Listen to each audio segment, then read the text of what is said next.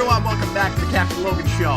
Tis I, Captain Logan. Joining me as always is my good buddy, my producer and chat moderator, and logo maker extraordinaire, DJ Martinez. Hello, DJ. Hey! What's happening, sir? Heads up that music was going to be playing this time because that would have scared me. I would have been quite scared. You been scared about what? About the surprising music. Because normally I'm not listening to it, but yeah. That's why I felt like I was part of the team this time. So I felt like I was listening to a podcast, and then all of a sudden, somebody was talking about me and saying my name, and now I'm in the podcast, and I didn't know what to do. Because I was getting, like, relaxy. I was, like, lounging. And then suddenly, and DJ Martinez, and he's like, hi, everybody. We were reading the chat, and then, who's talking about me? We're going to see Brandon also here in a little bit. He's late. He got stuck at a restaurant and got very angry. I'm sure he'll tell us all about it. He's like, Cap, I've been sitting here for an hour. I can't get to you. And I'm like, well, we'll start without you. It'll be fine. So, Brandon, we'll have to all indulge Brandon tonight because the main reason he's going to be on the show is because he got a Loot Crate-esque something. I don't know if it is Loot Crate or what it is, but it's a blind box thing. He really wanted to open it on camera, and I told him that I didn't want to make a separate video for it because nobody cares about that anymore, but I told him that we'd do it on this show, so you guys pretend like you care, okay? Brandon really wants to do that. So we're going to see what he got in his Loot Crate-y thing. And it is an Ask Me Anything show, so tonight we don't have any kind of a lead topic except for Brandon's unboxing video in the middle, the Brandon box in the middle of our live show. So we're going to spend at least an hour with you talking about whatever it is you guys would like to talk about. This is not an After Dark night. We'll do that next week. So just the regular Captain Logan show for at least an hour, and go ahead and start leaving your questions and topics. As always, if you want to make absolutely certain that your question or your topic gets talked about on air, you can leave a super chat in any dollar amount. We are 90% funded by the audience, and it really helps us out a lot when folks do that, but don't feel the need to. You just being here watching makes all the difference, and you guys are absolutely wonderful. And as I always say, I have no idea why anybody cares what I have to say, but because there's at least a couple of you, I'm still doing this at least a couple of times a week. Here I am. I showed up. Let's see what we end up talking about. Leave pre-written questions if you don't want to do a super chat, and we will get to as many of those as we can as well. Hello, everybody. Let's see who's in the comments. I see Matthew Bass and Kellen O'Reilly. I still don't know if it's pronounced Bass or Bass. And I have on numerous shows been like, I wonder if it's pronounced Bass or Bass. And he's never told us. And it might be because that's difficult to explain in a text message as opposed to speaking to a person. But we'll see if this time maybe he actually tells us which of us has been pronouncing it correctly. Because you say bass or bass and I say bass, and let's call the whole thing off. Matthew, what do you think? What do you say? Are you Team DJ? Team Bass? I bet he's not going to tell us. He's probably enjoying our confusion about this. He's never going to tell us. I see Daniel Davis there in the comments. Who else is here? Young Finesser, that's a new name I don't recognize. Welcome. William Purcell, Blue Dragon 5 as always. Hi, Blue Dragon 5. Well, welcome, folks. It's good to see you. Back Studios just put in a $1.99 super chat. What wins the Geekvolution Oscars for 2020 so far? Wow. Well, I haven't seen any of what people would consider the Oscar contenders, like the 5 of them. And so if that. I can't begin to tell you. And the things that are coming to mind might even be things that came out last year.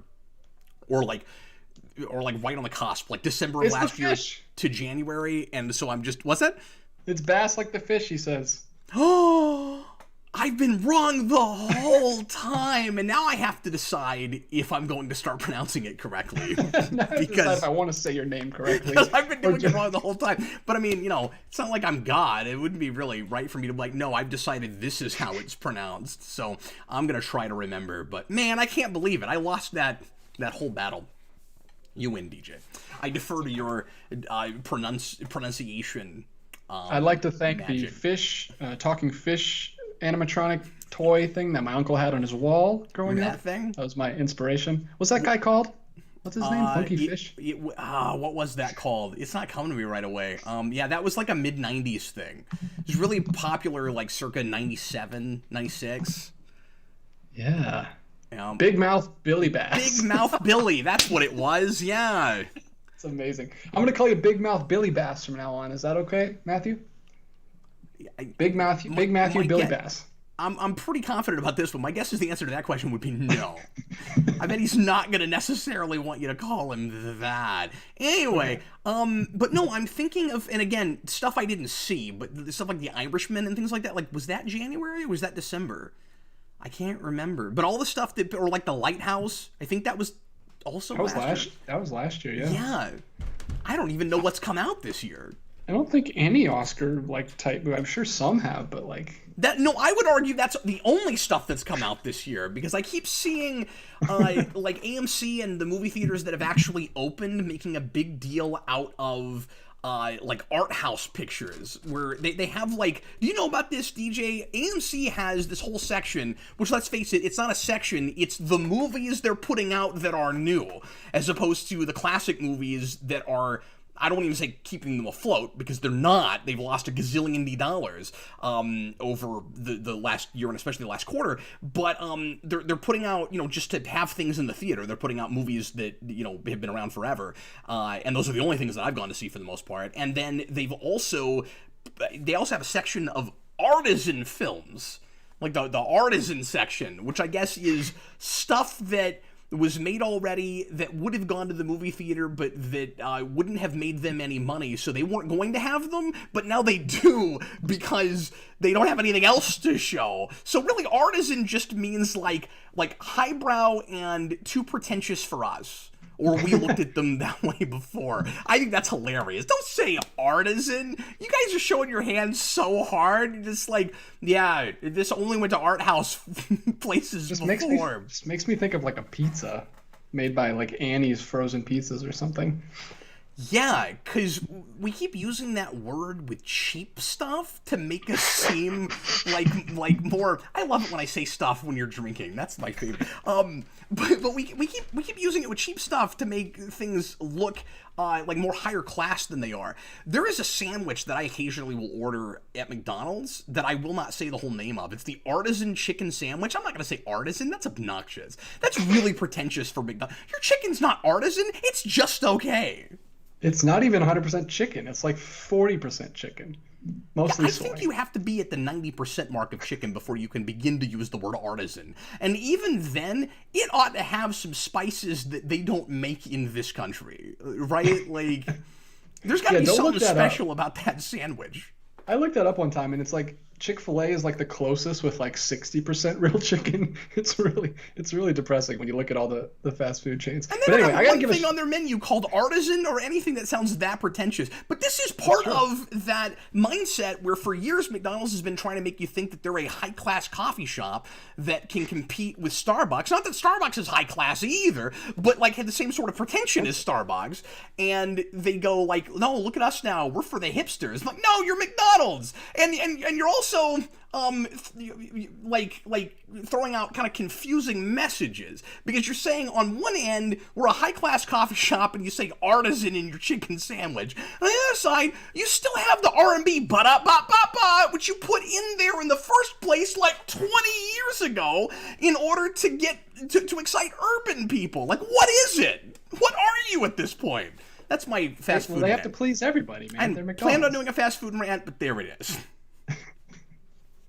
I think that should be a staple. I think every week you should do a fast food rant, because there's plenty of rants to go around. I would love to know what percentage of my rants in the past have all been about fast food, because it is not an insignificant portion. No. And because cheese wasn't even the first of them. Like, there's a lot. That probably means that I eat too much fast food. I got to give a shout out, because the guy that you mentioned, Young Finesser, yeah, I know him, actually. He was a fan of my channel way back in the day when I was like in high school. You had fans? Making I didn't know that, but apparently so. I was making like music videos with like superhero movies and just like edits and stuff like that. And he was a big fan of mine back in the day, and he used to watch me all the time, he said, and he like grew up watching my stuff. He left me this awesome Instagram message, or this message on Instagram. He DM'd me and left me this really cool message, and it almost teared me up, like one of the messages that you always get. And super cool of him. And I told him about the show that he asked me what I was up to now, so I told him I was working on this channel and doing this show. So he's been watching. He says that's so cool. He said, been watching DJs since the channel was named Chili Bone, and I got in touch with him, and he led me to this show. Been watching ever since. So thanks, man. Yeah. Yeah, and again, that wasn't this channel renamed. That was DJ's channel. DJ has been a viewer of mine going almost all the way back, and I brought him on to do logo work, and before that even, we did a couple reviews together. I would never have met DJ besides just in the comment sections, because I knew you as Chili Boom, and every time you bring that up, I'm like, oh, that's right, that's him. Like, in my mind, Chili Boom is still a different thing. It's like, there's this dude. Oh, no, that's DJ, who's like... Vince sent me that video that was Thanos versus Darkseid way back in the day when we could get custom videos on the Geeks United Club. Oh, yeah. That's the one you sent me. But yeah, that was a long time ago. But yeah, I would have never met DJ, like a lifetime ago. I would have never met DJ, face to face like this if it weren't for Patreon. Because we used to do a monthly Patreon show where folks would come in and hang out with me for an hour, and we'd talk about, we'd just do different topics that everybody would bring in. And DJ was a regular there. And he came several months in a row, and that's where I discovered that he had the same love for Bates Motel that I did. And I would use that as kind of a proving ground for people. They didn't know it, DJ, but I did the same thing with that I did with Who Reviews the Reviewers, where I would interact with people and kind of file away in the back of my... And I've been doing this lately with other stuff too. This happened a little bit with Discord, where I will interact with people for a while, and then... not that I'm actively seeking people out, but just it'll come to me where I'm like, that person would be great for like this particular video, or for maybe a recurring person on the channel, and that's how we brought in Austin, and so that's been the best place to bring in people. But anyway, that's why DJ's here and how I met him. So yeah, I was on a job interview that I didn't even know I was on, and apparently I did well. you sure did, yeah. Completely unrelated to graphic design, which is so weird. That just like came out of a conversation. Especially because you never had any aspirations to do this kind of thing. Oh no, not at all. Like, you didn't want to be a podcaster. You didn't want to do any sort of public speaking. I'm a shy, introverted designer. So I don't know what I'm doing here. Why are you guys listening to me? So let's go ahead and start getting into questions. Before we do that, I want to mention tonight's goal. It is a hefty goal, and I'll explain why. So tonight we're going to do a $150 goal. Again, that's pretty steep. I don't know if we'll get there, but I've had a little bit of interest in a Miles Morales Spider-Man review, and I've been on the fence about whether or not I'm even going to buy that game right away, because it's a lot shorter than the first game. People have been complaining about that. I've been having a hard time finding time to do that kind of thing. I've got several newer animated movies that I've been meaning to review for the last few months that I just haven't gotten to. I started watching this last night, the weird Death in the Family kind of pseudo choose your own adventure thing, and I haven't reviewed this yet, and I don't know, there's a bunch of stuff, and I bought Avengers at full price and played it for 2 hours and then forgot all about it and still haven't finished it. And so I didn't want to do that again, so I thought if there's interest, and nobody feel obviously guilt-tripped into this, if you're not interested, don't help me out with this, but if folks really would like to see that reviewed, feel free to throw some super chats in and help us get to a $150 goal, and I will fast track it and get it done sooner rather than later, like within the next at least a month, if not a couple of weeks, because I know it's a shorter game. So I'll sit down and play through it and then do a review. I'm not promising a stream, because I tend to kind of suck at modern video games, and I want to kind of know the thing a little bit if and when I'm going to stream it. But I will promise a off the cuff review if people really want that. But that's why I set that as high as it did, because I'm working on Batman Year and some other videos, and Freddy's birthday's this week. I've been working on a project for him. So DJ, I didn't tell you about this, but for Jason, for his birthday, as you know, I made him his own fighting game, a Mugen fighter. And for Freddy, I am making him a full, maybe I did tell you about this, I forget, I am making him in Mario Maker a full-blown 8-world Mario game. And I've still got a couple of worlds left on that, so I'm going to be working on that for the next couple of days. His birthday was Tuesday, but we're having his party on Saturday, so... Oh, awesome. So that's a thing I'm doing. So I'm busy with stuff. So anyway, man, that's awesome. That's a really cool gift. I'm not expecting to get there and that enough people will care about that, but I wanted to throw that in there as a possibility in case anybody really wanted that. So let's go ahead and start getting into some questions. Brandon is still not here yet. I wonder if he's still stuck. It's that Weird Al song. He's stuck in the drive-thru. I don't even know where he is. I don't know if he is stuck in a drive-thru. DJ, let's go ahead and get to some questions. Feel free to start us anywhere you want to. Go right ahead, man. All right, I'm going to start with an interesting pre-written in the normal chat that I saw from William Parcell. Cap, if you were to write a series about Galactus with a Marvel hero serving as a new herald, which hero would you choose and why? I love this question. That's great. I don't know what my answer is yet, but I love that question. So anybody I think of that has not yet been a herald of Galactus, it's hard for me not to think, as soon as you do that, people are going to make the complaint that I always make, which is, well, you just did that because it hadn't been done before. And we've had that with Heralds of Galactus, where it's like, well, if, you know, crazy stuff like what was it? Cosmic Ghost Rider. So like, let's have Punisher become Ghost Rider, make it Cosmic Ghost Rider. Like, you just did that because it hadn't been done before. Like, that's silly. And the book was silly, and it was really entertaining, and it was meant to be absurd and ridiculous. So I mean, nothing against that. But anything I think of, I know that if I saw it on a shelf, I'd be like, Daredevil as the Herald of Galactus, you just did that because it hadn't been done before. I'm trying to think of who would be like really fascinating character-wise to do that to in the way that Silver Surfer was, you know, like all that's coming to me are kind of like major, you know, big hitter obvious characters, but like because of the responsibility thing, Peter Parker could be really interesting as a Herald of Galactus, right?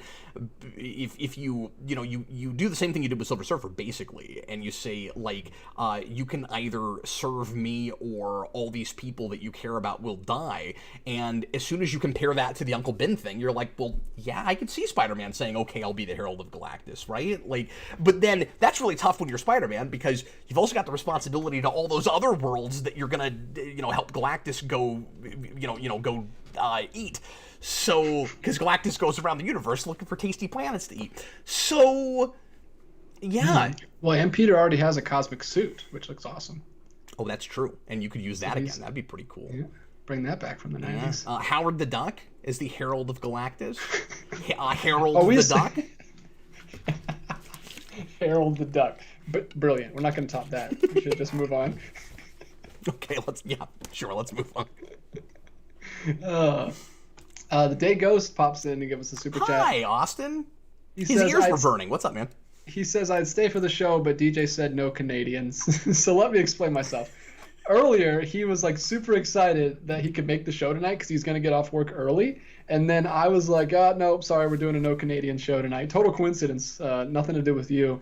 And then he writes back in the Discord, I'm not going to make it after all because I have to work late. And I felt really bad because he seemed super sad. So I felt bad about making fun of him. So which is it now? Here. Did he get off and he's here, or did he, because I would not put this past him, or is he in the middle of work, snuck off to get on his phone just to make a joke in the comments, and then went back to work? Probably, just to make me feel even worse. Thanks, Austin. I can totally see that. Let's get to some more questions. Okay. Let me jump. Yeah, I'll do one more super chat, and then I'll go back. Okay, John Tide, do you ever feel demotivated in talking about entertainment because of how toxic or dumb the discussion was? Yeah. The short answer is yeah. I mean, it depends to some degree on who you're talking to. The big thing for me is, and I've said, I maybe talked about this before, when I get in, and I'm not talking about, this isn't the toxic thing as much as it's just, but it can veer into that, as much as it's just this kind of mainstream notion that you're supposed to like everything that's spoon-fed to you because it's in a genre you like, and so you're not allowed to have any issues with anything. You're not allowed to be critical of anything. And I've run into this with people where, and I've had to learn to kind of, be a little bit careful about who I engage with, not because I'm, afraid of them or to, tell them what I think or anything, but just because it becomes a giant waste of time. So I've run into folks that will be like, that will ask me what I think of a thing. And then as soon as I get kind of critical, they'll go, oh, well, no, that was great. and then they just shut the conversation down. You know, they don't actually want to talk about the quality of a thing. They just wanted, it's in like the microcosm of the thing that I have sometimes had with certain, you know, I hate to say it, but it's true, you know, certain viewers in commenters where they're looking for validation. I don't know why anybody, especially in like the real world, cares about validation from me, but they're like, hey, what'd you think of that? Wasn't it great? No, it wasn't. Ninja Turtles 2014. I remember when that came out. I had this at like a phone store. Somebody found out what I do. It came up for some reason, and they were like, "Oh, that Ninja Turtles 2014 movie, that was great, right?" And I was like, "Oh, really? Wow. No, it wasn't." I would have had such a hard time not getting into. and very often, I don't want to say any time, I would have been like, because there are people that just like what they like, but still are thoughtful and understand why you don't care for a thing when you really break it down for them and you go, well, here's why I thought this was lame, or my perspective is different than yours because I'm a big fan of this material and I have seen, you know, much smarter, better Turtles things, and I wish it had been more that way, or if it had to be so, you know, absurd and cartoony and over the top, couldn't it have been more clever about it and not, you know, so formulaic, that kind of thing, or at least had a little bit of internal logic. Some people, they're few and far between, unfortunately, but some people will get that and go, okay, I just didn't think of that. My dad's that way. My dad will very quickly go to the argument, or not even the argument, but just go to the point of, well, I was entertained. And I can respect that. I mean, right? Like, I respect that. He'll listen to every, Star Trek 09, he'll listen to every issue I had with that, and he goes, yeah, you're right, I didn't think of that. But I was entertained. I can't argue with that. Yeah, and so much of it is expectations, right? Like, if you have no experience with a property, you're not going to be thinking about a lot of that stuff. Like, I totally understand that. Like, you're just coming at it as like a fun little thing, and you haven't seen the better version or the other versions of Turtles or Star Trek, or so your standards are different, and understandably so. Your perspective's different. Your expectations are different. But guys like this guy at the phone store, and he was nice and everything, but when he said why, when I said I didn't care for it, he said he didn't really want to know. You know what I mean? He was like, well, how come? And I tried not to be long-winded, which, as you know, even if you were just listening to me right now for the first time, I'm not great at. But he goes, why? And I 2 or 3 minutes, I broke it down for him, and he glazed over real quick. It was almost like I was speaking Greek to him. And I know that I wasn't saying anything that you had to like go to college for English and creative writing to come up with. But I'll get people that will look at me that way, where it's like, oh no, you're getting like I don't know, studious on me or something. I'm like, I don't think that's the case. So, short answer is, yeah, I run into that. And as far as like the really, toxic stuff, when we get into entertainment isn't for some people about entertainment anymore so much as it is about trying to like socially police people and make sure that everybody's saying what they're supposed to say and not breaking any political correctness rules or whatever. It can be difficult to speak your mind when you know that folks that feel that way might be watching. And I don't want to exclude anybody. This is mostly me just talking about, being on the channel at this point. But even in my regular life, like, I don't want to insult anybody. I don't want to exclude anybody. And it's a lot easier to just not engage, which I kind of hate. I don't want to like not stand up for what I think, what I believe in. But at the same time, it's not worth getting into fights over with people. Like if somebody freaks out because like the wrong ethnicity got picked for an actor or something, I just don't have a dog in that fight. I just don't get into that. I don't understand why that matters as much as it does to a lot of people in a lot of situations. And I understand that people want to be represented. I get that, but I also don't get this idea that like it's not about acting anymore. Everybody's supposed to just be who they are already, and then have a different name slapped on them. I don't get that whole thing. So that makes it difficult to want to engage sometimes. So yeah, I mean, it's definitely always in the back of my mind, and I wish it wasn't. I wish I didn't have to think about it. But in order to not exclude people and not feel like I'm just talking to, like one group and going like, well, I'm right and you're wrong. Because like, I try to be respectful to everybody. I do kind of, I feel like I kind of have to think about it. It's hard not to some degree. So I don't know. It's It sucks. I'll say that. I mean, 10 years ago, I didn't think about it at all. And you can tell in my older videos versus my current videos. I just want to say, I'm so happy Bag is here. Bag has been very busy with, I think, school, I believe, lately. Hi, Bag. And he has not been here in a long time, and he's putting in a lot of super chats. And here's a great one. Bag Studios, 30-second review of grilled cheese. Go. Not enough other things besides cheese.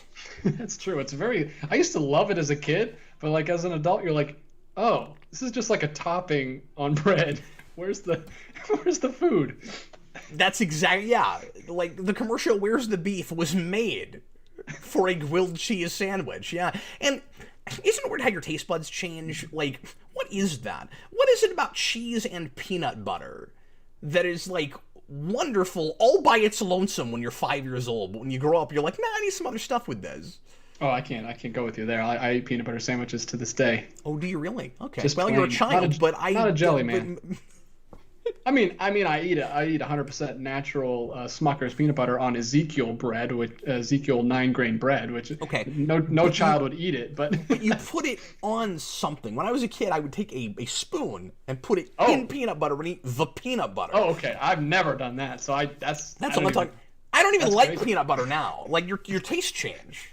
That's all I'm saying. Wow. Yeah, I just eat peanut butter sandwiches, man. You're a daredevil. Good grief. So I will. So I know this went longer than 30 seconds, but I will argue we did give a 30-second review, and then there was a discussion afterwards. I mean, if you got some chicken noodle soup, get a little Dunkaroo and a chicken noodle soup. A little Dunkaroo. I don't know why I said that. I've never said that in my life. I decided to say that for the first time right now. We're almost half an hour into the show, and Brandon's not here yet. I'm glad we waited. Man, he was like, I hope he didn't lose his box. It was funny because he was like, "Oh, I understand that you got to start early. If he'd been like, nah, I really wish you'd wait. It was half an hour. Like, come on, Brandon. So yeah, no, I mean, I hope he's okay because we all know how many crazy car stories the man has. Oh, good grief, yeah. His box could be in an accident right now. Honestly, I love how you're worried more about the box than the man. I mean, it's Brandora's box. We got to see what's inside it. I'm worried about it. Does Brandora live in Brandora's palace on the moon? For the 5 of you that just got that reference, it was worth it, and I'm not going to explain it. You know why? Because jokes are always funnier when you explain them. Go ahead, DJ. Let's get some more questions. CM Productions gives us a $5 super chat. It says 2 questions. First one, what video is Because Cheese from? Oh man, we're on a cheese. This is an all cheese all the time night.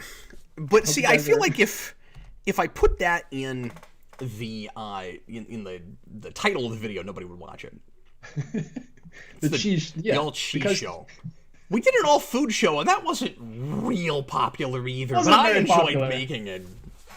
Yeah, it was all right. So somebody went back and figured this out for me at one point, and I wish I had it written down somewhere because I probably have to go back and look again. It was a GNN that I did with Rasco, and there's only, well, there may only be even one of those. So if you can find the GNN that I did with Rasco, and if there's 2 or 3, it's, I think, the first one he's on.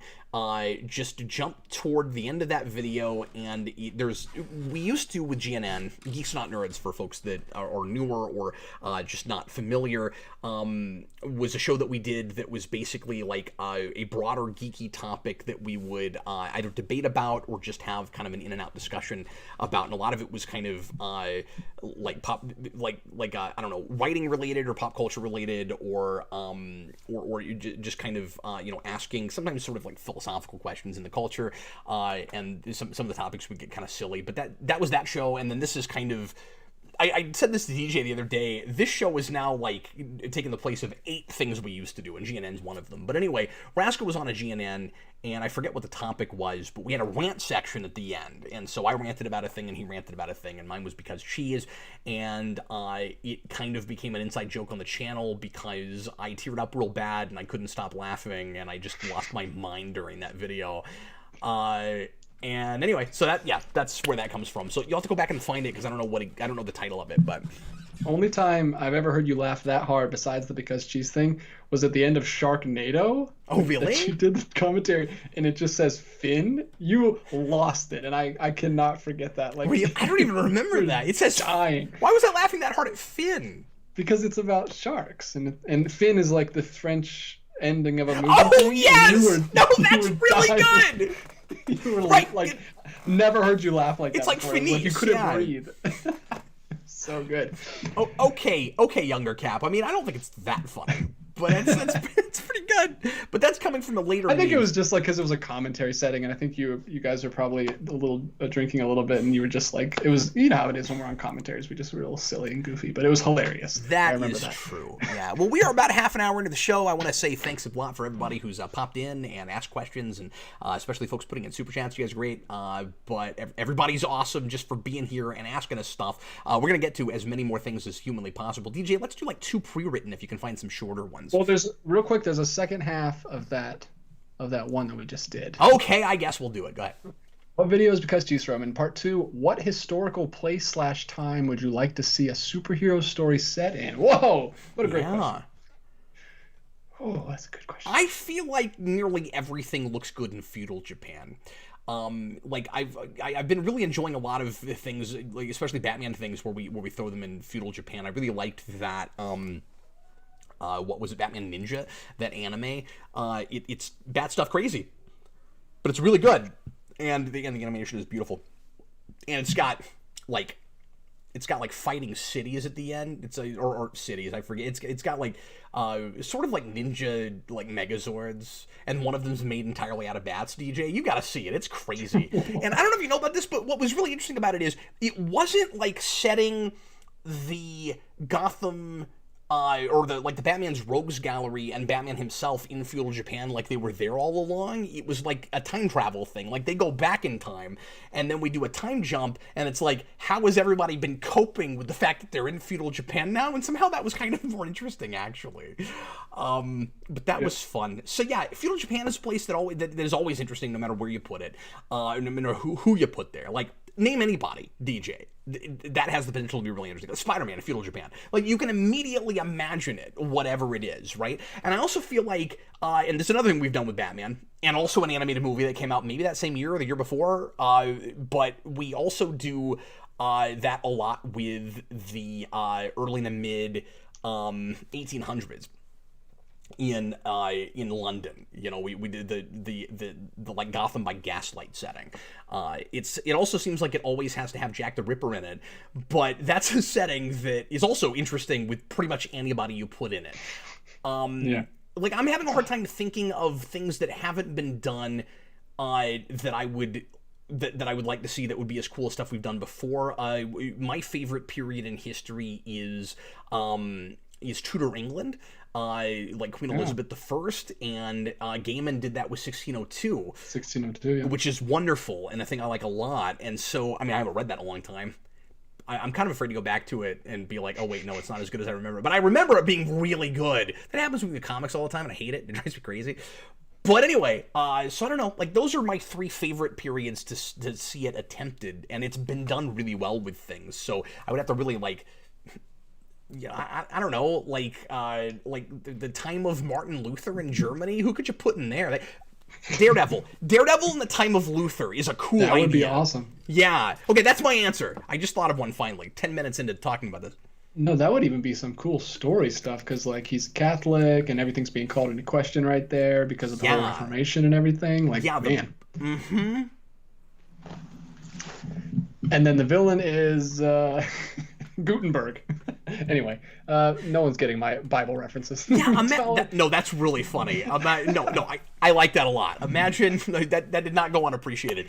Imagine Matt Murdock is like the first person who notices the 95 Theses, or like he hears the hammer. He has to have somebody read it to him. No, what he would do is Gutenberg, if you don't know, invented the printing press. First thing printed on there was the Bible. He makes him a Braille Bible. Gutenberg himself makes Matt Murdock a Braille Bible. Yeah, in a time where not everybody is even allowed to get their hands on one and own one. Yeah, I don't even think Braille was a thing back then, but it wasn't. Revisionist history. We got Gutenberg also invents Braille, and it's called Gutenberg. So you have the Gutenberg Bible, but you could also read the Gutenberg Bible in Gutenberg. 2 views at the box office. Do you have an idea? No, I don't immediately. Because that hasn't been done. I don't, because I'm such a Marvel guy, and everything is science based in there. So like you go too far back, and it doesn't feel like a superhero thing anymore. It feels more like a like at least with the heroes I'm familiar with, it feels more like a god type thing, or like I don't know, was that Will Smith movie where they're like Egyptian gods? But I don't know. I've mentioned before, like I really want like Hancock. We're halfway through it. Suddenly a different movie. Yeah.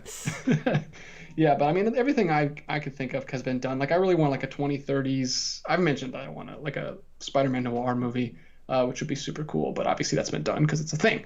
But yeah, thinking of something that hasn't been done is really hard. But I guess he didn't ask us that. He just asked us what we like. So yeah, Spider-Man noir, the 2030s, like old-timey. Black and that's white, a period that we pretend like works with everything, but I don't know that it does. Isn't that when Rocketeer was a little... When does Rocketeer take place? Because I really like that. Rocketeer takes place like in the 30s. Yeah. That time period's so cool. No, it is, yeah. Well, and I think you can do anything in that period, but I don't think you can do anything in that genre. Like, the idea that anything makes sense as a noir detective thing kind of drives me crazy. Like, Iron Man noir, I'm like, that just fundamentally is a dumb-sounding idea to me. I didn't read it, I don't know, maybe it's fine, but, like, really? Iron Man noir? Okay. Yeah, and I also really like the 50s. Like, that was when we had, like, all the sci-fi. Like, it'd make a... Like Man of Steel felt to most of us like a traditional 50s sci-fi epic, but like actually in the 50s would be awesome. Like do a Marvel movie in the 50s. Oh yeah, absolutely. Which we've done a lot with DC, but not as much with Marvel. Yeah, I think that's partially because the Marvel or Stan Lee's Marvel like starts in the 60s, so we don't think to go a decade before that all that often. But like Golden Age DC is still 50s, and so we go to that a lot because that's that weird that's that weird comic transition period where things are like really light and goofy, and we're taking like everything to space.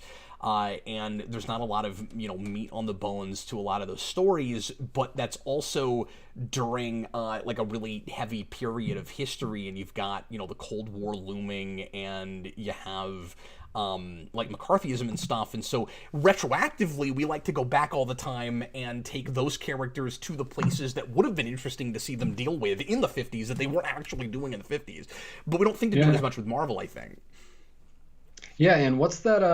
What's the movie that takes place in the 50s? The Justice League animated movie. My brain is dead right now. New Frontier. Mm-hmm. New Frontier. I love that movie, and I'm not even a DC guy, but that was super cool. So yeah, do some more stuff in that time period. Mm-hmm. But yeah, let me jump back. That was an awesome question, by the way. Super cool, super unique question. We love those. But yeah, Reformation Daredevil, and I think that's what I'd call it too. Ooh, Cinemagraphic with the great question here. I mean, it's super easy for me. I don't know which one you'll pick. This will be interesting for you. Cinemagraphic, which video game would you remaster first? Arkham Origins or Ultimate Spider-Man? I don't know if you got into Ultimate Spider-Man. I never played. Oh, it's so good. I know you could be Venom. You could be Venom. I know, and I know what the art design looks like, and it was very comic booky, and it was based. Didn't they try to base that a lot on the style of what's his face who was drawing that book right then? Yeah, it was Ultimate Spider-Man, like through and through, like the big head, the big eyes, like this really skinny frame, like the same costume. Rhino was like the big robot Rhino. Like, yeah, it was Ultimate. It was Ultimate Venom. It was, and it like I see what you're saying. It actually like looked like the comic, like the artwork in it was. Yeah, the art design, kind of like we tried to do with Santa Luco in the Ninja Turtles game, which looked great but was terrible. That's a bummer. But no, I loved Ultimate Spider-Man. I would love to do a remaster of that because you go back to it now, it looks like a PlayStation 2 game. But yeah. So, I mean, I guess by default I have to say Origins, and that's just for the sake of completion, because we have remasters of the other two before you get to Night, which doesn't look like a thing yet that really needs a remaster, and like some people aren't real happy with what that looked like, but I think it is an improvement, certainly. I think it could be done even better, but what was it, Return to Arkham on PS4 and Xbox and all of that, and that's how I streamed Arkham Asylum and Arkham City when I streamed those. So yeah, I mean, it just feels kind of uneven that we haven't gotten that with Origins, but that was sort of a side game. It was made by a different developer, and like I get why we haven't done that, but I would have to play Ultimate Spider-Man before I could tell you whether or not I think that really needs an update, just because it is more, flat comic booky. I mean, I know it's a 3D game, but like given that it's more stylized, it may not need it as much. I just haven't played it, so I can't say. Yeah. No, it's getting a lot of love in the chat. I'm glad. Interesting question. Yeah, that was a very probably the most specific question. Really specific, yeah. Let me go back to the regular chats. Here we go. William Parcell. How much do you think one can change a character when adapting them before they essentially are a It's the old the Axe question. Before they're a different character. MCU Zemo was cool, but essentially a different character. Yeah. I think it's the what question? The Axe question, where you take the handle and you put a new handle on it, then you take the head and you put a new head. Is it still the same axe? Yeah, or like when somebody becomes a cyborg, like how much of their original person can be taken away before you have to stop saying that they're the same person they were before, or even a person at all. I don't know. I guess I take every excuse as possible to get to the what makes a man question, DJ. But yeah, I think that's kind of just a real subjective thing that's up to everybody to determine for themselves, and is kind of a case-by-case thing to some degree. Like, I think you'd have to look at each character and go, you almost have to deconstruct the character before you can get to that, where you go, okay, what is it that really makes Superman, or Captain Kirk, or, take something like The Mask. Like, what makes The Mask The Mask? Well, he was a completely different character in that movie, but he was, like, a more interesting, more likable guy. You could relate to it more. It wasn't just, like, a psychopathic serial killer guy as soon as he put the mask on. So, yeah, he wasn't really that character anymore, but we improved on it to arguably the point of changing it into a completely different thing that works now and is interesting, and I like in a way I did in the comics. So, I guess my cop-out answer to this is, at some point, I don't care if it's good or better than what was there before. You know what I mean? Yeah, like, we've talked about this before. We've talked about this a lot, certainly, but I don't mind revisiting it because it's interesting. There are people that they don't care how good it is. It's not the character you should have used. You should have named it your own thing. You shouldn't have done that. But I'm with you. Like, there's too many things that are so different, but I wasn't familiar with, and I just like it, and I can't divorce myself. And it's like, it's fair if you're a really big fan of a thing, if you love something, and even if what you got is good. I mean, and of course that can be really subjective too. Maybe you don't see it as good because you had these expectations of here's this great character, and so you're not even, looking at what, was effective in it. Because to you, nothing is effective if it's not the thing that it said it was. It's false advertising. Like, that might be the best cheeseburger ever, but I ordered a chicken sandwich, and. Sounds like a Brandon story. I've been there. And I got a story. And you called both of them artisan, and neither one was. Okay, so just stop it. Anyway, so but where do you fall on that, DJ? Like, is there a rule? Is there a hard and fast rule that you can speak to that's easy to pinpoint? Like, when does it stop being the thing that it was before? How does he phrase it? What do you think? One before it's essentially a different character. So he's not saying we should come down on this whether we like it or not. He's just saying, when is the point that it changes? Exactly. And I don't know that there's an easy, hard, and fast rule with that. It depends. That's what I'm saying. I think it's a case-by-case thing. Yeah, it has to be, because everything is different. Like, some characters aren't defined by a specific morality or as much as other characters, or like a defining... I mean, every character has a defining character set of traits, but I don't know. I mean, some characters are that's more important to their background than it is to others. So, and what gets frustrating about it is you'll get initial source material where, and this is the main reason I say this is case by case, right? You get initial source material where this character was established as this thing being their defining character traits. But what about when you get into something like Batman, where it became different things in different eras? And so now there's a bunch of different versions that a lot of people consider valid. And so, like, is it just the history of particular characters? Like, that's a character that's been around for almost a century. And when you go back and look at that history, different people will argue about what it is that makes Batman Batman, because different versions were valid for different people. But when you have a character that this is going to take a minute. When you have a character that is, beloved, but has been more consistent than that has had really one version that everybody that loves it all agree, this is the thing that definitively makes it that, when somebody changes it, and it's popular anyway, does that count now as now that thing just because a lot of people really liked it, kind of like with Batman, or with something like 60s Batman, or even like the various kind of more minor differences that you get in different cartoon continuities and things like that, or because for a long time it was one thing, it has to be that one thing. I don't know. That's why I say it has to be case by case. Solar Dragon says, when a character becomes Thor in Thor Ragnarok is where it goes too far. Well, sure, but that's not because of source material, in my mind. That's because he's inconsistent with that character that was already established. If Ragnarok was the way we chose to put that character on screen in the first place, it's up to everybody to decide if they're okay with that comedic interpretation. Well, okay, we made him a comedy character now. We did that with Green Hornet, too, and it wasn't really accepted by a lot of people, but that movie was better than it had any right to be, and a lot of people said that. So yeah, I mean, that's a horse of a different color. You had Thor in a bunch of movies, and now he's a joke, and some people were fine with that, and some people weren't. But that's not because of the comic. To some degree, it's because of the comic character, but that's because a lot of people that really liked that Thor, he was not that far removed from what he was in the comics, right? Yeah, I think so. Do you have a dog in this? Well, only to say that there's a particular thing in in restoration projects. You get to a point where you can have a car that you need to restore, and by the time you're done restoring it, you could have like 30% of the original car left. We were talking about that kind of thing just before you got here, yeah. So that's the only thing I could really think to add to that situation, honestly. We started with that. Well, that's a great analogy, because you would usually have the shell left, which is what you would have a shell of the character left, just to get the name recognition, and it wouldn't actually have anything inside of it. So that's a great analogy. Yeah, in the iconography of what the character looks like, very especially when you go back to the the 90s and like the earliest days of trying to turn superhero into a cash cow on film.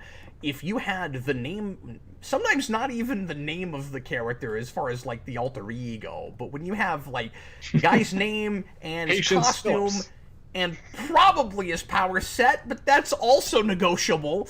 With Superman, it was negotiable even. You have that character, but then the most successful of them were true to the at least bare bones spirit of the original concept in both Superman and Batman. Even when you go back to like TV Incredible Hulk, that was arguably even a different genre than what the comic was, because famously the guy that made that show didn't care about comic books and wanted people to be able to take that seriously, and just wanted to make it kind of a primetime drama thing, and almost sort of like a weekly, not a soap opera in the dictionary sense of the word, but every episode was standalone, but it was sort of like a soap opera, but it still had like the tragedy and the pathos of that character, and that's why a lot of comic people still liked that show, even though it was not interested in the comic action and that kind of stuff. You just had Lou Ferrigno for 5 minutes at the end of every episode, but it still had like the kind of sadness of that book, especially what Peter David would bring to it. Yeah, and I'm going to take that analogy even further, Brandon, because some people who want like an old car that they grew up with, they just care about the look of it. They don't care. Some people do. I mean, I know they do, but some people they don't mind if it's like you said, if they restore the whole thing, only 30% is left. Right. They want the car to run like a modern car, but they just like the look of it. Yeah, that's really relevant to this, because a lot of people, that gets into what is a fan, and I don't want to get too far into that whole thing, but there are people who are fans of things that are really just nostalgic for what they had in their childhood, right? Which is what I was going to say, yeah. Like, that's what the studio is trying to do, and a lot of people fall for that, is they just want to know what they're familiar with. Oh, I knew that when I was a kid. It's just the bare bones of their memory. Yeah, so you'll have people that are like, oh, I know Daredevil's the blind lawyer. That makes me a Daredevil fan. I'm like, it's the bare bones of Daredevil. Like, if you know what Daredevil is, you know that part. Like, you're not impressing anybody with knowing that he's blind. That, like, anytime you read that kind of trivia in a trivia game for a thing, it's like, okay, if you've heard of this, you'll know the answer to this. You could say the look is like the body of the car, the motivation's like the engine, the frame and everything. You could make parallels parallels all the way, and I absolutely agree with that. Yeah, absolutely. That's a fair place to start. No, and you're right. That's what I was going to say. Is like it's what's on the frame of it versus what's under the hood, and a lot of people. It's not that they don't care what's under the hood; it's that they don't remember it, or they never looked that closely at it. Yeah, or you haven't watched it since you were a kid, and when you were a kid, you didn't think about that kind of stuff. Precisely. Right. Yep. So. Well, we got to move on. Hey, Brandon, let's look at your box. Yeah, let's do it. But first, if I may say, I would have been here only 5 minutes late had I not had to give a statement to police. Oh, God. Ooh, Another one of these. What happened? What a teaser. I was is this a car story? It is a car story. Oh, of course it's a car story. It's not my Tune car into After story. Dark next week to hear the story. I was driving southbound through Flum across China Mission Parkway, and there was a car getting ready to turn off China Mission Parkway, and I looked in my rearview mirror to see them turn, and as I did, this car blew through Shawnee Mission Parkway, smacked into him, and flipped in the air twice, and landed on its feet, but crushed itself all the way around. Nobody was hurt. Thank God. I'm sorry, I was reading comments. Did you actually see that happen, or I did you saw just it drive in my up on rear it? view mirror. Wow. I looked in my rear view mirror, saw the guy moving. I was like, I need to watch this, and then saw him. You want to get more on camera here? And the dude flipped in the air and rolled twice. Man, knocked out 2 different signs, and so I had to wait around to give a statement. Brandon, I don't ever want to be driving anywhere near you. You are so cursed. And he's with not cars. saying it's because you're a bad driver. That's inconsequential. That's a whole other story. That's not even. That's the thing. He's just saying that you are a magnet for that stuff. I am, and that's the thing is I tell people, and then they ride with me, and they're like, "We never see this much stuff when we're driving alone." And I'm like, "You just have to ride with me. You will see it. It will happen." And the distinction is, it's not a matter of having Brandon in the car. He has to be the one driving, because I have had Brandon in my car a million times, and it's been like whenever I've tried to go on a ride-along with Pierce, who's a cop friend of mine, nothing interesting ever happens. You're the one notable exception in my life, because when I ride with other people, they tell me just the being same in the car? Yeah, when I ride with other people, they go, "We never see this much stuff on the road unless you're with us." And I'm like, I'm the magnet. So I don't know why that's different. I got a with cloaking device, apparently. Apparently, but yeah, like, I was shaking. Your good luck counteracts his bad luck. I was freaking shaken. I just couldn't believe it. I'm sorry, man. Like, no, this car just flipped and then rolled, and I was like, it's not the first roll of accident I've ever witnessed. Like, Of course. I came up upon one time headed to Lawrence. It was strange. That one's still surreal to me in my mind. Anyway, listening to you talk about driving on the same roads I do is like listening to somebody else talk about their PTSD being at war. You know, except that you know what the big difference is? I didn't go to Afghanistan. I've been to every place you've talked about almost. Oh, what are you talking about? I've just been on the roads of Kansas. Yeah, man. I know. It's like being in friggin' trenches with you. Okay. So anyway, beyond that, now that I've got that story, Well, are you okay? I am okay. I mean, I know you weren't in the accident. No, but thank God. If honest to God, if I'd been 5 seconds later, I You'd have would been have in it. been. Yeah. I would have been. Wow. It's just that close. I was like, wow. Anyway, I've seen a couple of like major like not pile-ups, but just like really crushed cars lately. Yeah. But not like seen it happen, just driven up on it. But I couldn't believe what I was I've witnessing. ever seen it happen. As I was witnessing, I got out of I pulled around and I stopped. I got out of the car. I thought somebody was going to be either dead or had like a decapitated hand, or a decapitated hand, a missing hand or something. And I was surprised. That hand is also a head. Hey, you know. I get nervous whenever anybody says decapitated. So Brandon, Yes. Let's find out what's in your is it What's in the box? Is it a loot crate? Is So, it a yes. or is it some other company? It's a loot. So it's a loot sci-fi. Okay. So what happened is that at some point I saw on Facebook ads finally got to me. I saw this loot crate on there, and I'm like, oh my God, I have to have this. And I spent like 34 of my last $50 until payday, which is like 2 days away, and I bought this thing. But here's the thing, it took so long to get to me, I completely forgot that I bought this thing, right? Why were you in a hurry with it? Because they put those out all the time. Like, Well, this one was the end of its run. Okay. And it was ending soon. did you know of anything specifically in it that you wanted? Or So I did. So here's the okay, thing. So okay. I did. I knew exactly So what have was in you it. looked at this? Are you No. aware of what's in the So box? I don't know what's in I thought you told me you opened it. Well, so here's what happened. Okay. So here's what happened. So it took so long to get to me that I forgot Yeah. that it was coming to me. So one day I was like, I know I ordered something online and it never arrived. What the heck was it? So I went looking through my financials and I was like, I finally found it. I was like, oh, it was a loot crate. but I couldn't figure out. I went to the site. I couldn't figure out which one it was. I was like, I have no idea. It didn't tell me in the description. Nothing in my email. So then it arrived like a day later. I wasn't even expecting it to arrive that soon. I was just like, whenever it shows up, whatever. It arrived a day later, and then I broke the seal and I started to open it. And I was like, you know what? I wonder if Kat would let me open this on a video. So I didn't actually get it open. So I don't know what's inside. Well, I guess we're gonna find out. Now, Loot Crate used to be like all the rage, and now people don't really care about that as much. And I'm surprised the company's even still around. There's so many other of these same box type things too. It became a big fad, and people were doing it for a while. And then what ended up happening was folks started doing this was inevitable. We should have all expected this. They started going, I got all this random crap that I don't really need, and if people that would collect a real specific thing where you could get the loot box for the specific thing, maybe didn't have this as much. Like, it's weird that this even existed because this show had 13 episodes, but there was a Firefly box for a while, like a monthly Firefly box, and you had this for Star Trek, and you had this for Batman, you had this for probably Batman, you had this for all kinds of things. I think this is a themed box. Oh, okay. Well, we'll see if it's so it's sci-fi, but I think it was to one thing specifically. But you don't remember what the thing was? No. Because I would think that would be the reason that you spent 35 but last it 50 was, bucks. but it was so long, I just forgot. Is it Star Trek? I don't know. I just forgot. I hope it's Star Trek and stuff in there that somehow you don't want, even though it's Star Trek. That's what I'm hoping. All right. Well, I guess without further ado, we'll find out what's in it. All right. So here's the box. Are you sure this box isn't like 4 years old? Yeah. So, all right. So here we go. Can I just comment on how not professional this looks? Yeah. By the way, I'm just dropping crap out of it. Okay, what sorry. Fell out? A shirt. Oh, look, it's a shirt. Okay. It's a shirt. Well, I guess we're starting this. It was a Back to the Future box. Back to the Future? Was the whole thing Back to the Future? I think so. Remember? I don't know. Okay, because the first thing that came out was this T-shirt, Brandon. This is how much we don't believe in unboxings on this channel. We suck at it. Awesome. We drop everything out of it. I'm sorry, what are you saying, DJ? I said this is how much we don't believe in unboxings on this channel because we suck at it. No, it's not that I don't believe in them. It's just that I know no one cares. I've done... Occasionally, I'll do one that I know people probably will actually want to watch. Like, I did one for the 60s Batman show when that finally came out, and that video actually got a lot of views for some reason. I don't know why anybody...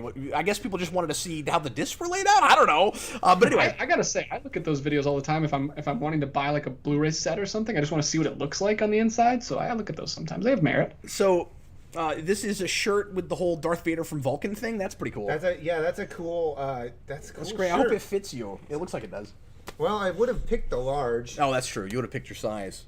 So okay, let's see. You are my density. I love it. That's great. That's great. Okay, let's see what else. Let's keep going. Here. I bet the whole thing's Back to the Future box. It is. See, oh my there you goodness. Go. What is this? That's why you bought that. We got 35th little life preserver. That's fun. Yep, there's a life preserver. We've got a poster in here. I guess I'll pull this out for you. Yeah. We got a tin with the flux capacitor on it. So, for those of you that don't know, Brandon is one of the biggest Back to the Future fans that I know. This is an autographed photo of Claudia Wells. Oh, heck yeah! So that is cool. Oh, this is a lunchbox. The good Jennifer, by the way. The good Jennifer. Oh.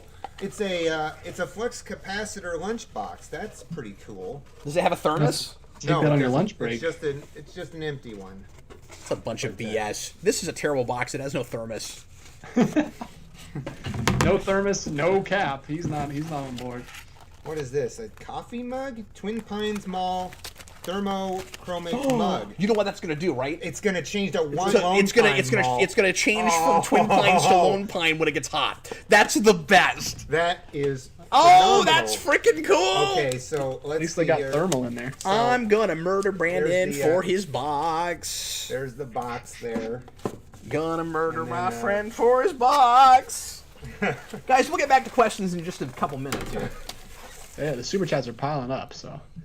Thanks a lot, guys. So yeah, you guys are great. We were at $64, by the way, right now. I see 67, sir. Oh man. Yeah, there's the Twin Pines Mall mug. Oh, you have to pull it out. Like, okay, there it is. And then you have to take it out of the box, Brandon. I don't know. I wanted to see it. And then I've got a tech sticker of the DeLorean. Does anybody else get giant stickers and go, that's neat? What the heck am I going to do with that? What am I going to do with that? Because I don't want to stick it to anything. And I guess that's it. Then there's just a little thing telling me what all the stuff that's in it. Let's see. So... Oh, it says that it's supposed to be a different print than what I got. That's interesting. Oh, really? Yeah, it's supposed to be an Enchantment Under the Sea poster. Oh, is there two things in there? No, not that I know. Oh, that's interesting. Yours is cooler. Oh, is there two? I think there is. I don't know. I thought I pulled out what was... You know what? Maybe so. That might be why it was hard to get back in there. Well, there's the Claudia Wells. Yeah, there's a second thing in here. Oh, that's why. Okay. No, I see it blue on the other end. Yep, there you go. Wow. So it must have just had... Each of these must have just had, like, a cool extra thing. That was, like, the extra big deal thing. Aha. Yeah, so you got that, Enchantment too. Under the Sea. Some sort of rhythmic ritual. That's a really good box. That's cool. It explains why I bought it. Yeah, that's there you for go. Sure. So this makes more sense now. Yeah, no, that's great.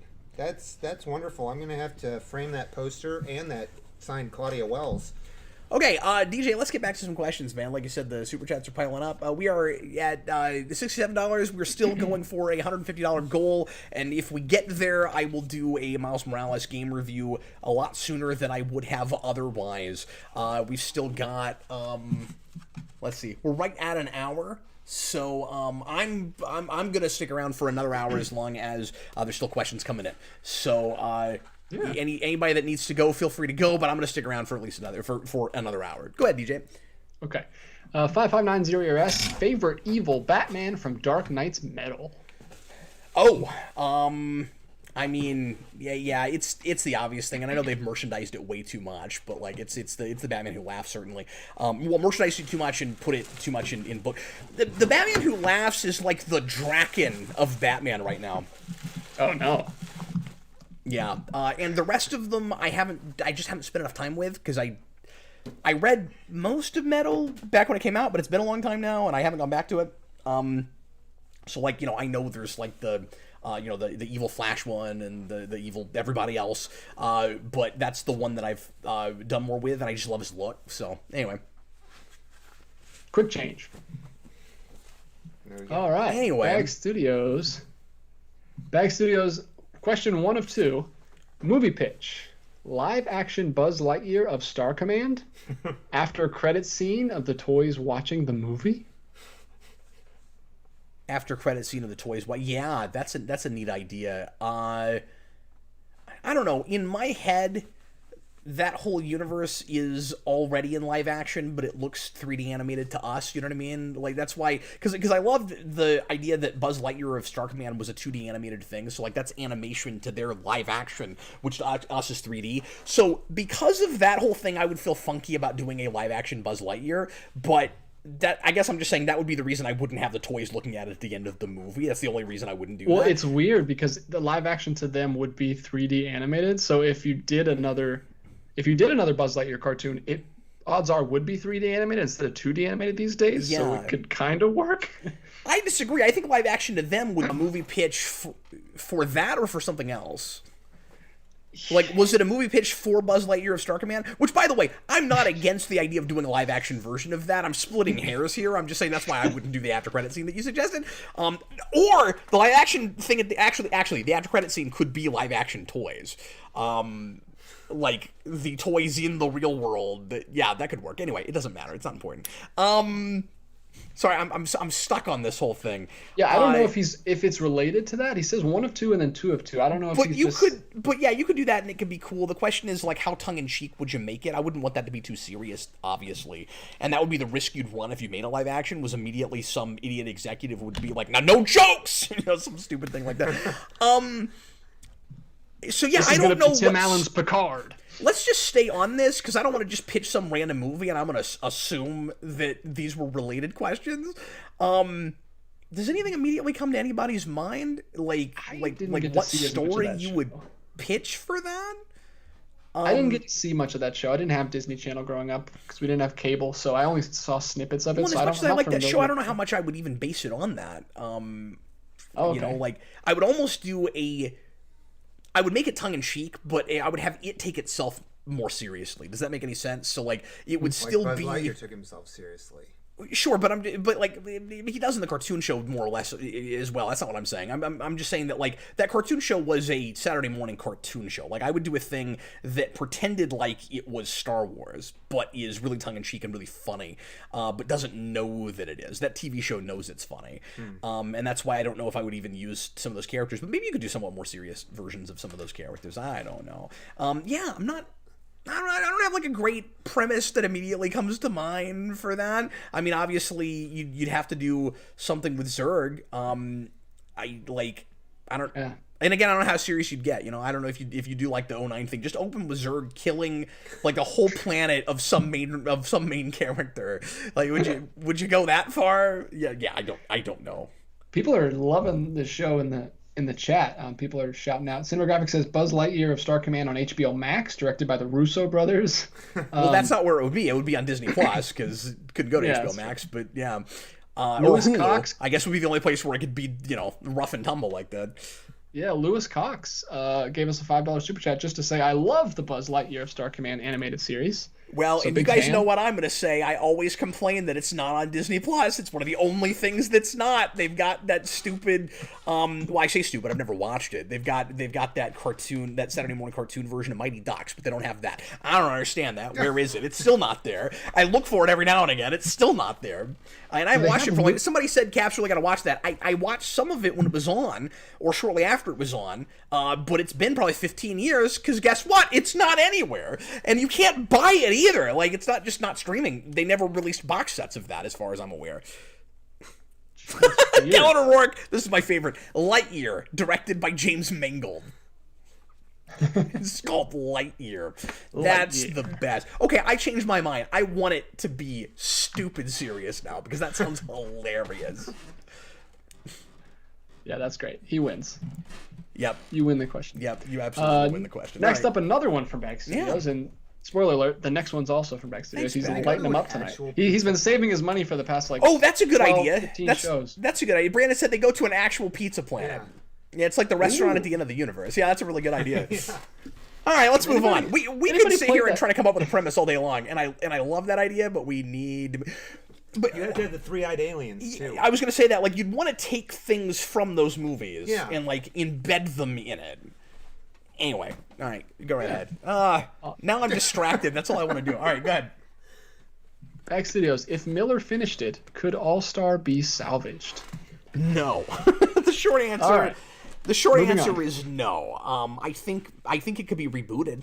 I think if Miller went, okay, I was in a crazy phase. Let's do. I thought you said face. I was in a crazy phase. I heard face too. Yeah, like, what? phase. Phase. I had a crazy phase during my crazy phase. And I decided that Batman would be a psychopath who kidnaps children and then forces them to become Robin, and then basically torture them and make them eat rats in the Batcave instead of hamburgers. God, that sounds intense. Yeah, that happened. Yeah, and it was just dumb too. You know what I mean? Like he didn't win me over on that. It wasn't like let's do a really scary Batman that you're not supposed to sympathize with, but like in a really mature way where you'd go, this is what Batman could be if you let himself go too far. That kind of thing. It was just really immature. It was just like edge for the sake of edge. So yeah, it's 10 issues of that. I don't know how you salvage that. You'd basically be retconning the whole tone of it and the whole point of it. It would be like trying to salvage Spawn for the immature and nonsensical thing that was, and that was also attempted a few times as well. But you'd have to full on reboot it. I think I couldn't suddenly start taking that. And even if it got really good, I'd have to go, okay, I have to ignore the first 10 issues. It's sort of like, Arrow had this problem in the TV show. You get to a certain place where you just can't take it seriously anymore because too much has happened that's unviable. Some of it's tonally, and some of it is in, actual story points and stuff where you're like, well, no, everyone and his dog at this point clearly knows who Oliver Queen is, and we just pretend like they don't. So I just can't take this show seriously anymore. And see, it's like that with All Star. Yeah, I don't know how you salvage that. I don't think it's possible. All right, last one from Bag Studios for a while. What's an old classic that you were disappointed by when you finally saw it? Oh wow. Nothing immediately comes to mind. Let me think about that for a second. Anything come to you? I'll talk while you think. Go ahead, DJ, and then we'll go to Brandon. Yeah. For me, I don't know how much of a classic this is, but it's a classic book. So I'm assuming that the movie was somewhat well That's not received. always the case. But for me, it's Inherit the Wind. I read that book for the first time either this year or last year, and I really, really, really liked it. And then the movie, bleh. What I love so much about if you don't know, it's about a court case where a teacher in a very, very small southern town teaches evolution to the kids for the first time, gets arrested for it and thrown in jail. And the book was great because all sides were super likable, and you were like on both sides. And then the movie, just like we do in a lot of movies, just oversimplified the southern, small town Christians, made them super dumb, super unlikable, like evil almost people, and like that's not interesting to me. No, like, I'm from the South. That's exactly sides. how they are. Like I want to see. I'm just joking. Saturday morning cartoons. Yeah, like in the book, like you got the motivations for both sides, and you saw how they became the way they were and why they believe what they believe, and like it was just too oversimplified. I didn't even finish the movie because I was kind of disappointed in it, but yeah, I recommend the book. It's a super quick read. It's a play actually that was written based on an actual court case, and it's really interesting. But yeah, didn't like the movie. I feel like I must have seen that at some point, and I remember also not liking it. But I don't remember hardly anything about it. So I'm not sure if I saw it or not. I don't know. Yeah, it was on Amazon a couple months ago, and I tried to check it out, but yeah, pretty disappointing. But oh well, I got the book still. Interesting. Do you have an answer? In as much as this movie was beloved by the kids who saw it when it came out, The Last Starfighter, I saw it a couple of years ago, and I showed it to you. Yeah. And it felt, I wanted to like it. I really did, because I'd heard so many people love this movie growing up, and there's a sequel in development. It fell flat because for me. Of course really. There is. Of course, because this is the age of all the sequels. Yeah. They're pulling out all the stuff. Hollywood has no new ideas, all that. Just, oh boy. If they, I mean, they're not gonna do it right, but they could, but they're not gonna. Anyway, but I wanted to like that movie a lot because it meant so much to so many people, and yeah, it was just there wasn't enough meat in that movie for me. It was a very simple storyline, and I had no idea what it was either. And then I saw it, and I'm like, maybe if I'd seen it as a kid, but like I've seen other things that I like way better as a kid, like. And that's my answer to that question. And that's a movie that doesn't hold up the best. Like it was always kind of flawed.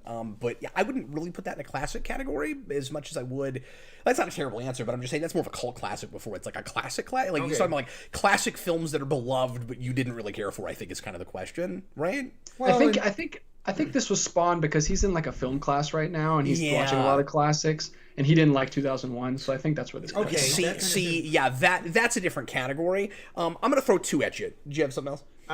Okay, so like no, I will say like any classic that I can think of at the moment, I still liked even when I got around to it. Honestly, I'm gonna throw two at you. One of them my wife loved, and I was just a little bored by. I have never been the biggest fan of The Thing, and I hate myself for that. I know I'm supposed to love that movie, but it's just a little dull and a little stretched out. And I think I made the mistake of reading and really liking the short story that it's based on, which I did. Not because like I'm a prude and I have to know everything that a thing is supposed to be before I see the thing, but because I was doing an independent the thing. Thank you. I was doing an independent. Well done. I was doing an independent study in college for my main writing mentor, who I adore and I still keep in contact with now, who wanted me to pick.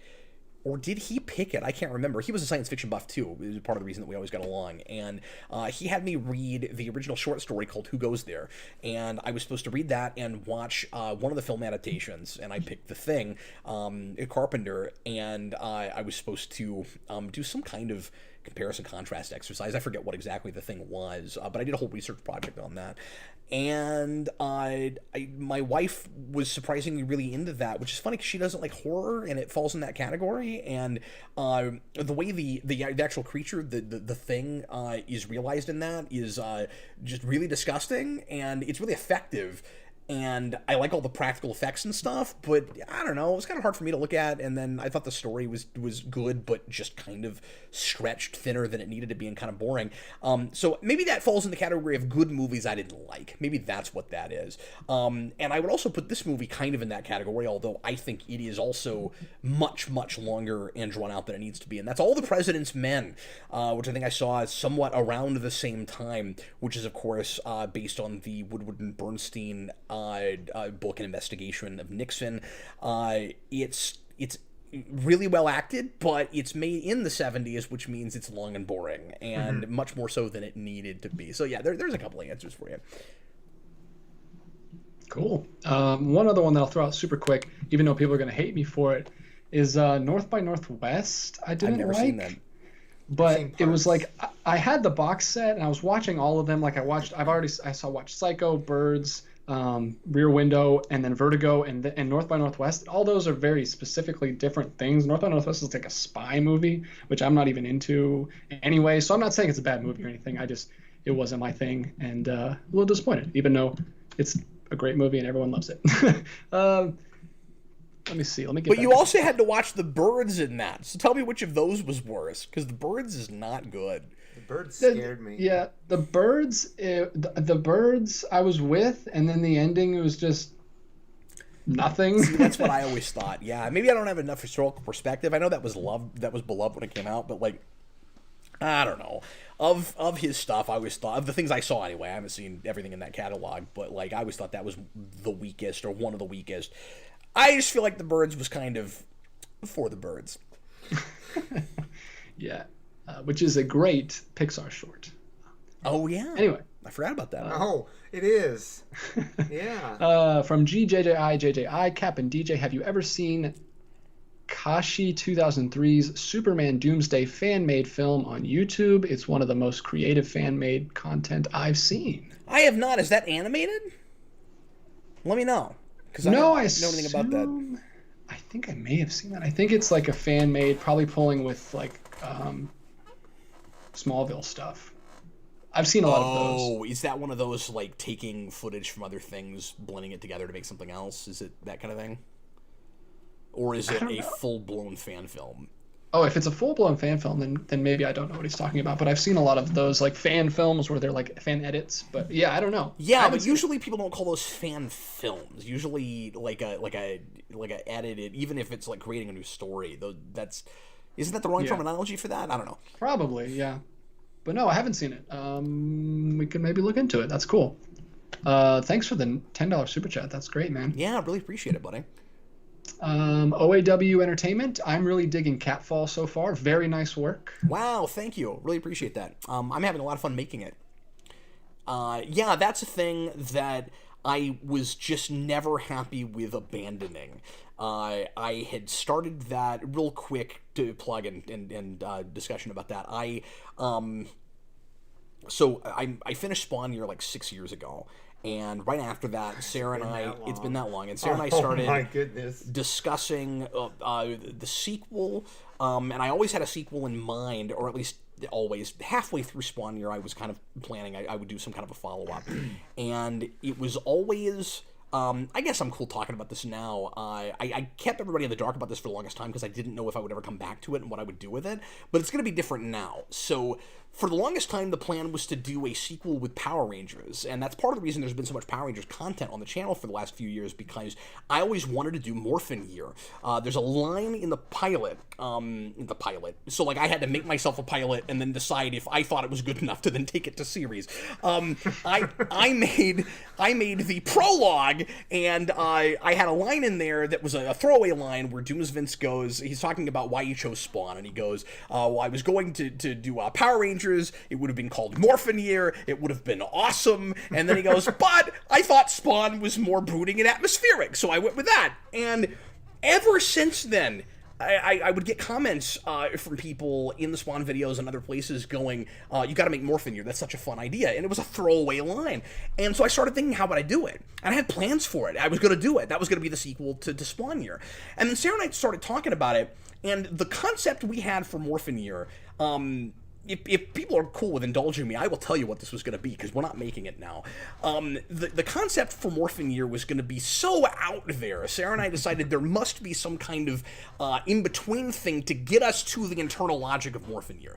Because Morphin Year, if you've seen Spawn Year, you know that a lot of the story in that was driven by and paralleled to what is happening in the narrative of the Spawn books. And so I transform into Spawn myself, and some of the characters in that book kind of get, personified as other things in my story, and it's my own descent into my own personal hell, just like Al Simmons has to go to hell, etc., etc. So there's a lot of paralleling. So any sequel I was going to do was going to do those sorts of parallels.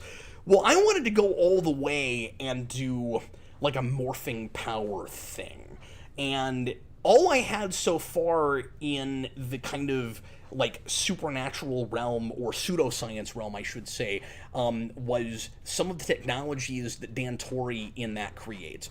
And so what I do is I turn Dan into a mad scientist, and I use that as a gimmick so that I can contrive any kind of crazy technologies I want to.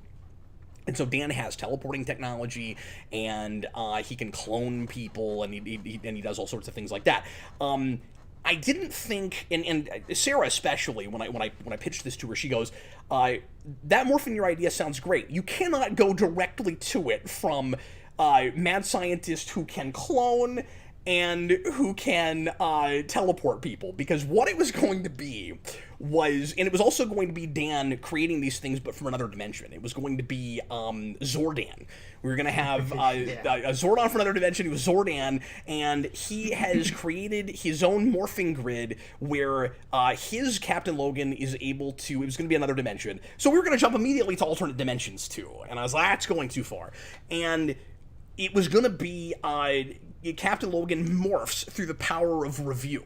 So instead of someone forcing me to review things, DJ, it was going to be, if I want to stop this bad thing, we were going to make a bunch of monster costumes and all kind. It was going to be expensive. And I had long conversations with Pierce about what these things were going to look like. He was going to build me monsters.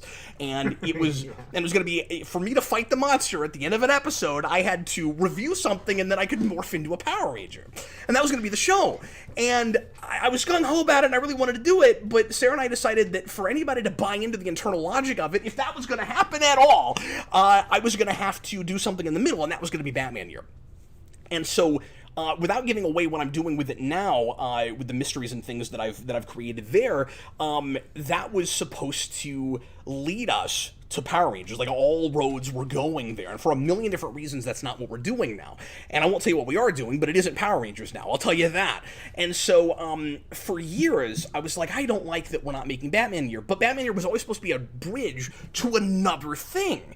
And so, it felt weird just doing it by itself, and I needed a good ending for it that would wrap it up itself. It would just be its own sequel. And I have now figured out what that ending is. And once it came to me and I had this epiphany, I was like, okay, I have to make this show, but I have to reboot it. And so anyway, that's, long story short, that's why we're making it now and finally getting back to it. And I don't like leaving things unfinished. Like, I lose sleep over it. It was impossible for you to put that to bed. I couldn't put it to bed. Really it was driving me crazy. We talked about it so many different times and different ideas and different things just rattling around.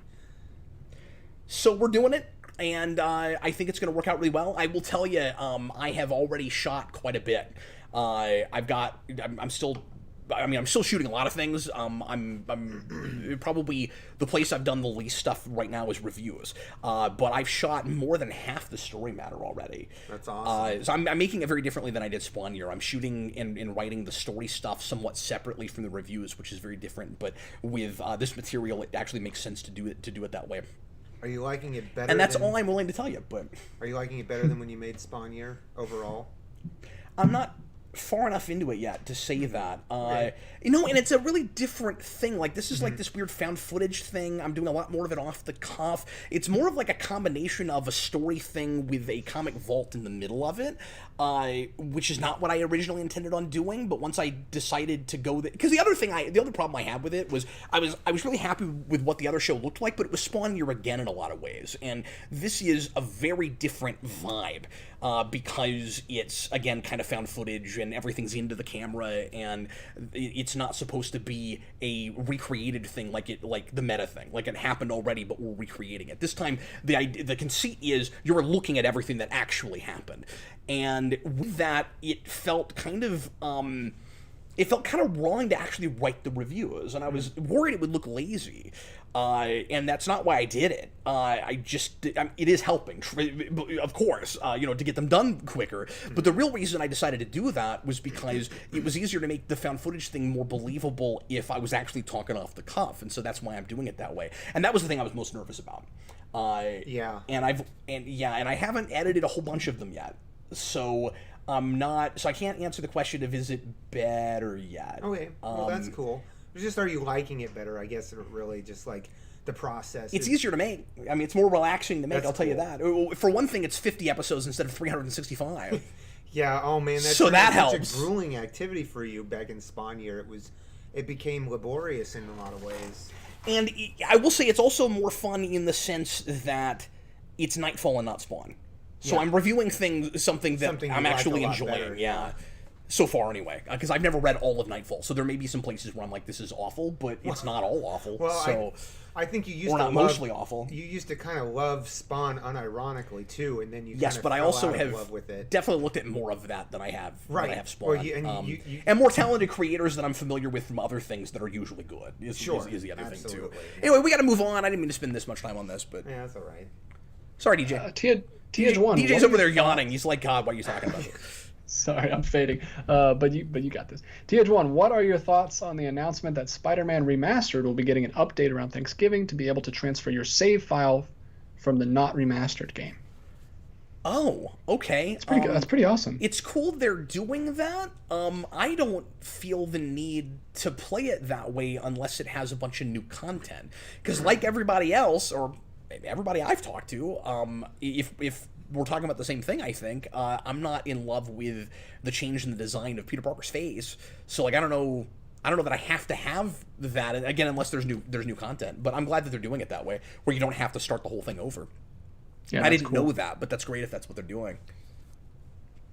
Yeah, I mean, that's really cool that they're doing that, so people can just play it on the better looking version and just not have to replay the whole game because you can just do better looking. Like, I guess that's what I heard. Okay. Because I haven't looked at any side-by-side comparisons. I just saw the look of Peter Parker's face and went, "Why does he have to?" Yeah, I haven't looked into it, but all the people in the Discord does he have to look like the MCU version. All the people in the Discord are saying how surprised they are about how much better it looks, which would make sense for that because wasn't Spider-Man like downgraded right before it came out? Like they released that photo that looked really good, and then everyone was mad that it didn't look like that when the game came out. So maybe they had to like downgrade it a little bit so it could fit on that old system. Is that right? I didn't know. Well, so catch me up. So the idea is it'll be on PS5 and you can somehow move your PS4 data to it? Is that what they're saying? That's what I'm assuming. Okay. That's cool. I don't think the remaster version's coming out on the PS4, is it? I wouldn't think so. Yeah. So yeah, that's what I'm assuming. That's cool. That's what it sounds like. They're doing. Yeah. Well, I mean, that other face will be a small price to pay if it looks that much better, because it's not like that's what you're looking at most of the time anyway. You're looking at Spider-Man swinging around, so, you know. Yeah. Guys, we are remarkably, I don't understand this, but thanks to everybody, $31 away from the goal, and we have half an hour left. So what was the goal? I will... you're looking right at it. Oh. So I will run out and buy the Miles Morales game tomorrow, if I can get my hands on it, and start playing it as soon as I can get around to it. I'm busy this weekend, but I will try to get at least a couple hours of gameplay in tomorrow or Saturday or Sunday, and then play the rest of it during the week, and try to get a review for you within, like I said, 2 weeks to a month, but I will try to do better than a month. I just got to sit down and get it played. So, and it's been a while since I played the first one, So hopefully some of it comes back to me, because I only played it once and I don't know that story very well. I've watched a few things and slept since then, so I'll be interested to see how much it relies on the story points from before. But anyway, so if we get there, I will run out and get that and make it a priority. And thanks, everybody, for your support of the channel. I really appreciate it. DJ, let's get some more questions. Where are we super chat-wise, sir? I have 1, 2, 3, 4 left. Okay. Let's do one pre-written and then get back to the super chats. All right. If you Scroll don't mind, sir. Way back up. Wow, that's interesting. Someone asked us if we'd seen Pan's Labyrinth again. See Tuesday. I don't know if it's the same person, but we answered that on Tuesday. I guess I'm going to have to finally sit down and watch that, just so that... It's still sitting on my desk from Tuesday when we talked about it. Oops. That came out on... that came up on Tuesday. Yeah. Blood Dragon 5. Cap, have you seen the new Disney Plus talk show produced by the Henson Company, Earth to Ned? No, I didn't even know about that. Oh, well, check it out. I mean, I assume he recommends it. I don't know if he recommends it. He just says, "Have you seen it?" I didn't know about that. That sounds interesting. Yeah, I had no idea that they were doing anything but Muppet stuff. You said Henson, right? Yeah, that's what he said. Interesting. Bag Studios, YouTube won't let me say his name, but what's your favorite and least favorite film from the director of The Birds?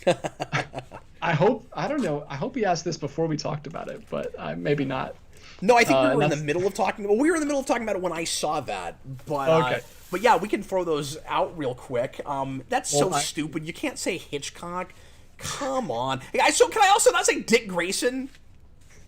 Bunch of freaking nonsense. Let us know in the chat if you can say. Remember that night when nobody could say black in the comments?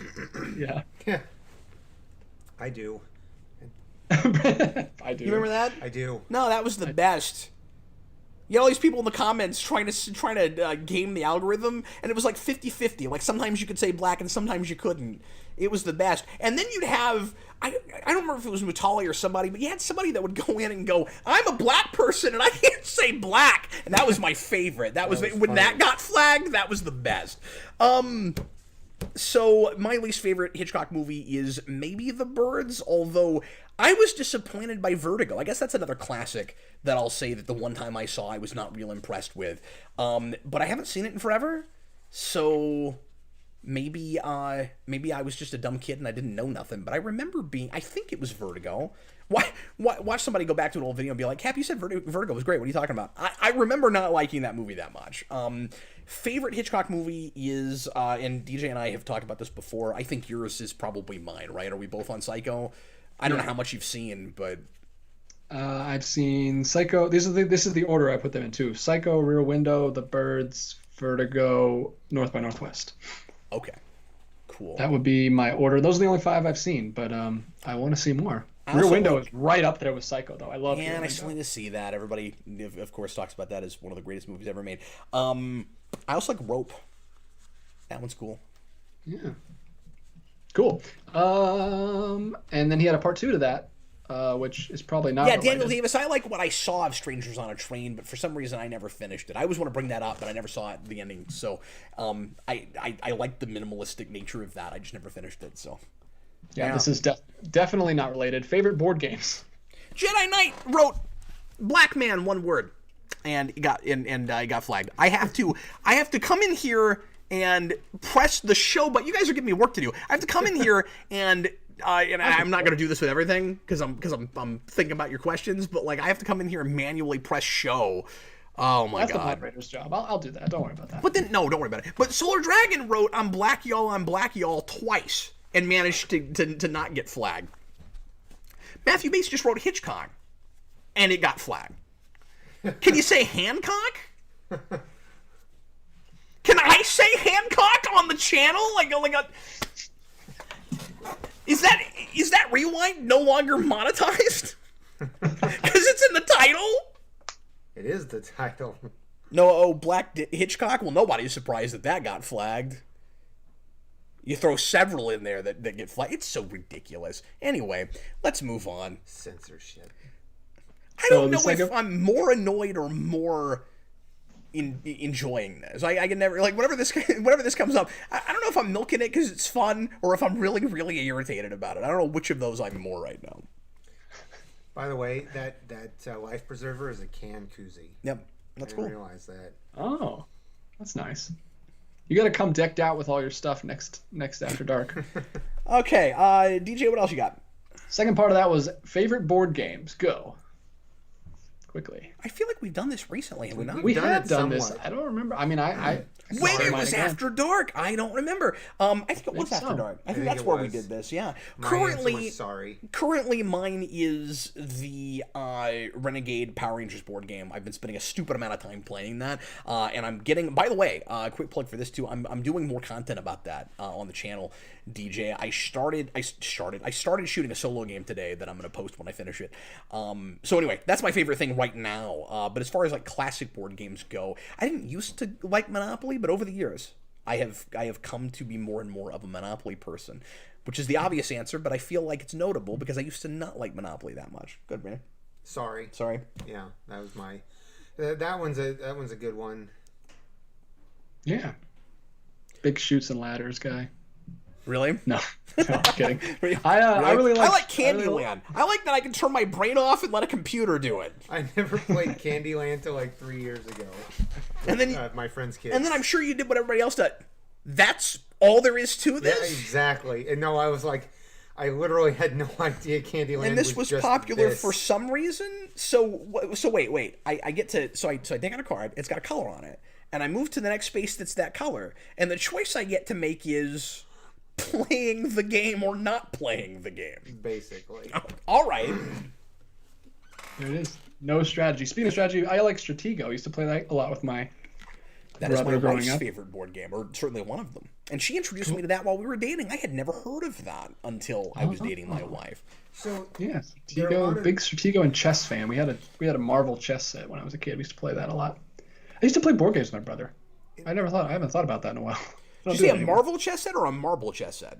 Marvel. I have a Marvel one now that my father-in-law gave me. It's really nice. But yeah, awesome. I had a Marvel characters. I have a glass chess set that's really cool. I also have.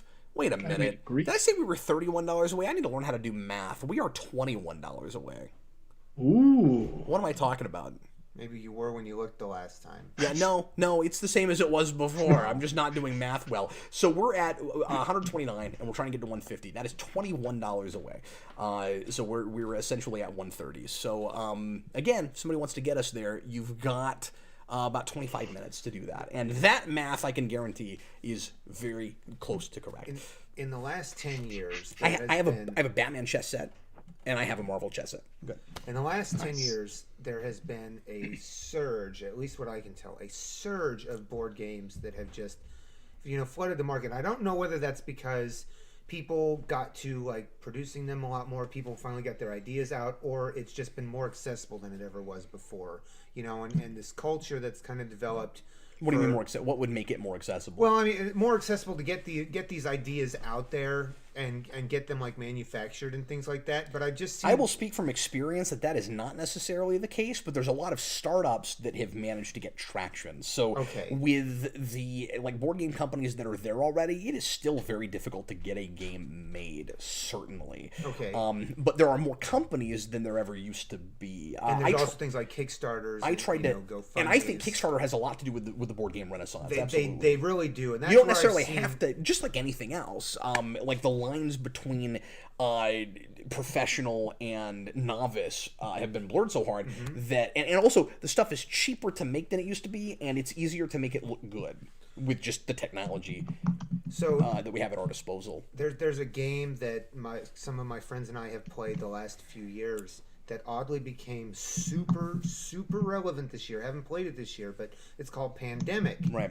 And that everybody's playing Pandemic this year, Brandon. Well, I haven't played it this year, but I've been playing it the last couple years.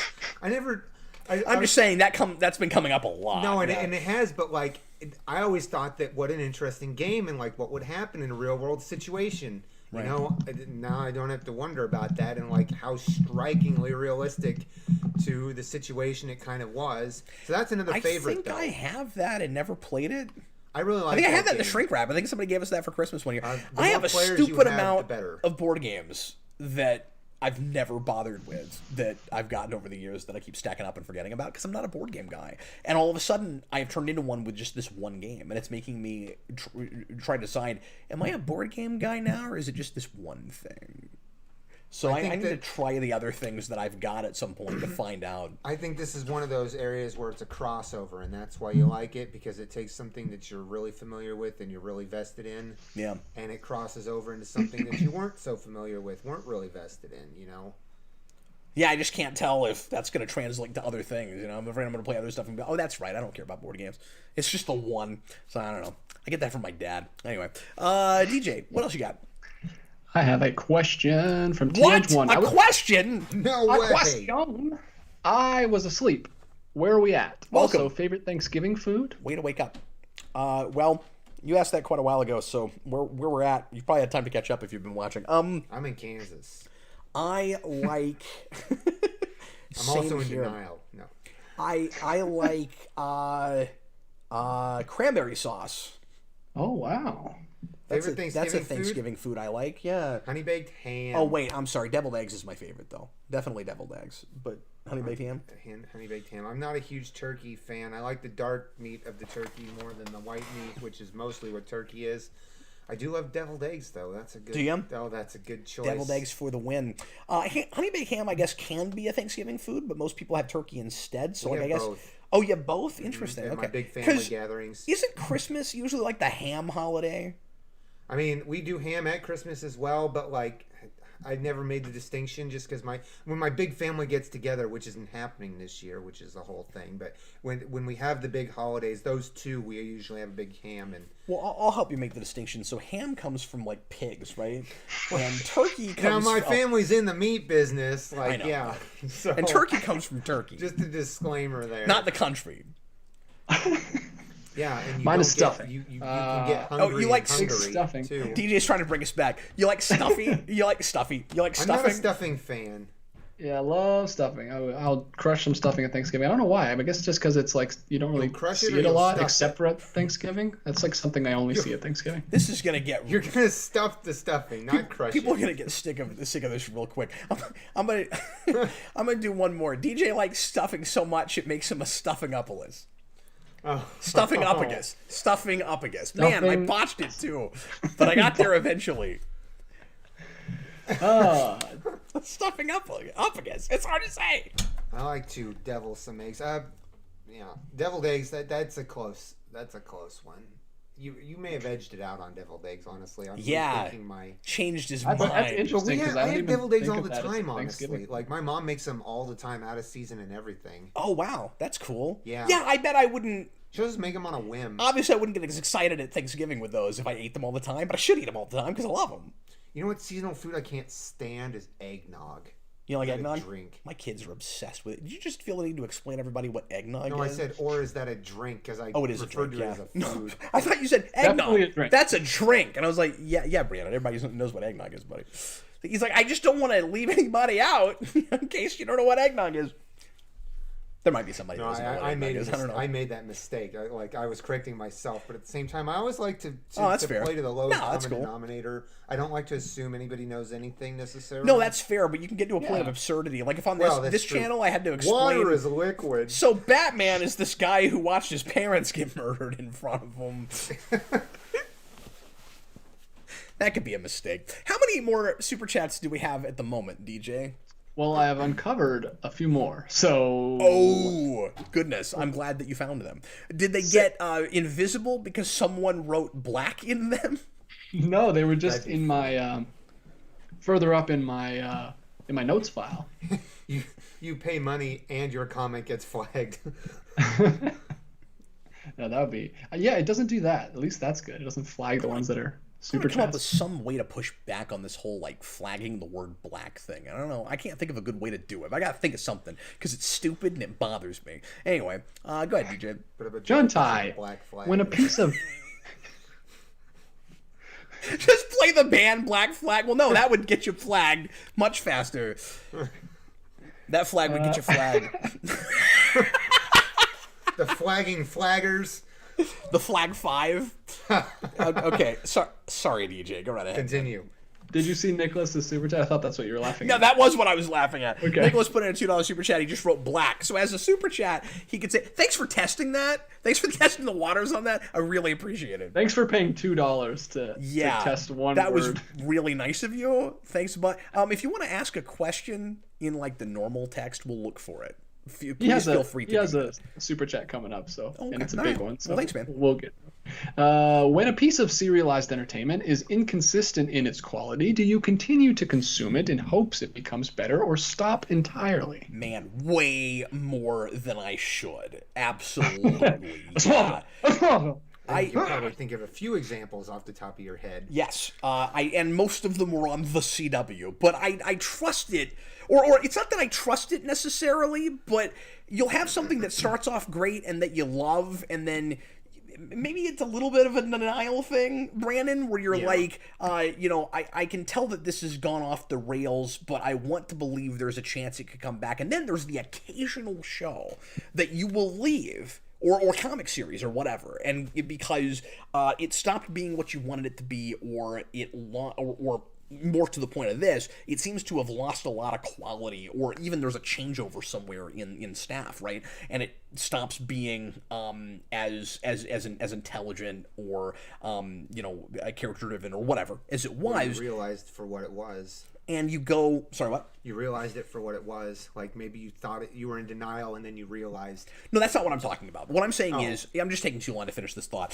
What I'm saying is, you'll have a thing where maybe it really was, at one time pretty good, and then it falls off, and then you leave.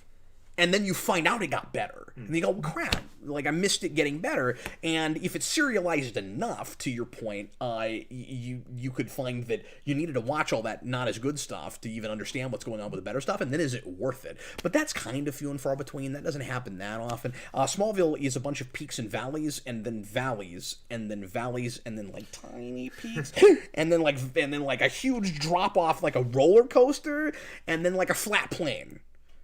And then a drop off like a roller coaster. That's Smallville. Yeah, and I actually did drop off that for a while because I just couldn't take it anymore. And then I did end up coming back to it because that was an abusive relationship. But far more often than I ought to is the answer to that.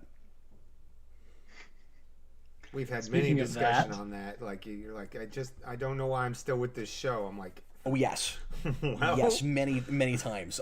And some people have this thing where they just got to ride the wave, to mix my metaphors, all the way to the end of hell because, they were already really invested, and so they're just going to keep watching it forever. And I've had that with stuff, but more often I do ultimately find a place where I end up falling off. I did watch all of Dexter. I don't know why. I knew that was supposed to get really bad at some place, and it did. But anyway. I don't know if you guys want to weigh in on that, but for yourselves, but that's where I'm at. No, I don't do it at all anymore, but I used to. I watched all through Smallville, even though I hated it. But I had to know. I had to get to the end. Well, I've been doing that with New Track. I should mention that, but that's not a thing where it's like, a quality drop. It was always bad, and it's Star Trek. Although, this new season of Discovery, I did force myself to watch the first episode, and I have not had any inkling at all to keep going. It's 5 episodes in. And I just keep forgetting about it. So maybe I finally kicked that. Maybe I won't end up actually watching any more of that. But it feels so funky having a thing called Star Trek that I'm not watching. And I didn't finish Lower Decks either. I only watched that pilot. It's terrible, which is redundant. It's all bad, the new Trek stuff. But I'm gonna force myself to watch it all at some point. Am I gonna? See, you say that. You say that you've not looked at it. I will be very surprised if that actually ends up happening. And whatnot, yeah, but you haven't seen any Discovery, dude. And I will be really surprised if you actually hold to that. But because I don't know that I will at this point. But I've reviewed the first 2, and I don't know. Just it's kind of fun to talk about the train wreck, but it's not fun to watch it. So I don't know. You gotta. Well, I forgot what I was going to say. I forgot the word I wanted to use, but yeah. You got to pick your battles. Okay, we've got 12 minutes left in the show. We'll speed through this. Cut off at 2 o'clock, and we are at 2 o'clock. If we get 2 hours, and we are at 1:37 right now. So we are getting real close to that goal, and you guys are going to force me to go spend $60 on a game that I was not planning on buying right away. Go ahead, DJ. Speaking of that, not that specifically, if we but get right there. before. Almost $1 a minute. Go ahead, DJ. Cap, what if we had Michael Rosenbaum for all 10 seasons of Smallville? He would have elevated it some, and some of the, of course, like he always did. Obviously, there's plenty of insane, ridiculous stuff during his tenure. It gets the worst that it ever gets when he leaves. Although, curiously, or at least, let me say, the worst stuff that we ever have in that show is after he leaves. Curiously, the season immediately following his departure is kind of interesting, the first half anyway. It had a different flavor, but I was actually kind of enjoying 8 for some period, and then it fell off too. But oddly, it was the best it had been in a while immediately after Rosenbaum left. But then it tanked right after that. A lot of 9 and 10 are nearly unwatchable in my humble opinion. But his presence would have helped. Some of the hokiest stuff they did, they just wouldn't have even thought to do, like the whole nonsense with Tess Mercer, who a lot of people like, and I like that actress fine, but like, spoilers for Smallville if you care, but like, you know, her ending up being Lex's half-sister is dumb, and the things we do with the mirror universe is dumb, and mirror universe, and they have just a straight up mirror universe, and they pretend like they came up with it, and it's ridiculous. But yeah, my sister was way into that show when it was on. The biggest misstep they made, this is not exactly answering your question, but it's related. The biggest mistake they made was killing off Lionel when they killed him. Now, I don't want to sound like a hypocrite. I always thought they should have killed off Lionel where it looked like they were maybe going to at the end of first season. But when that didn't happen, he should have stuck around so that he could have been there and been their Lex when Rosenbaum left. As odd as that would have been, just because that would have continued to help to give that show some credibility, and I don't think they would have had any trouble getting what's his face to stick around, because they brought him back as Mirror Lionel in 10th season, and Brandon, we do wait, they brought the guy who played his dad back as the Mirror as Mirror Lionel. Okay. So as a more evil version of the evil guy that we had in the first place. Yeah. It's not Gary Cole, is it? I'll think of it in a second. But please don't do that. Because it's in there, but it's just, anyway. So anyway, no, that's not who that is. Anyway, but they do this really stupid thing where they have like no budget. They have like $8, and their villain for the last season is Darkseid, but they can't like do Darkseid. So they have him in the finale, again, spoilers, possess, John Glover just came to me, possess Lionel, and have a big epic fight falling off a building with, or maybe it was the episode before, I forget, with Clark and Lionel, who is possessed by Darkseid. So freaking stupid. But they did that. That happened. Thanks, Cinemagraphic. I got to it before you did. You said the worst stuff comes after Rosenbaum leaves. Yes. Is that because he left, or because it ran on too long, or a combination? It's a combination. Like I said, immediately after it suddenly got better, which is weird. But then some of the stupidest stuff they did was because he left. For instance, they kept cloning Lex. They just kept cloning him.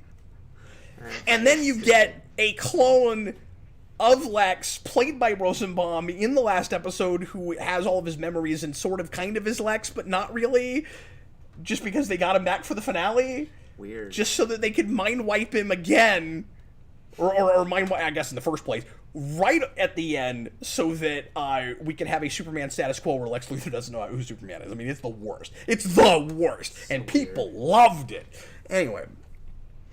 We are now $8 away from the goal. Thanks, everybody. Let's get some more Super Chats.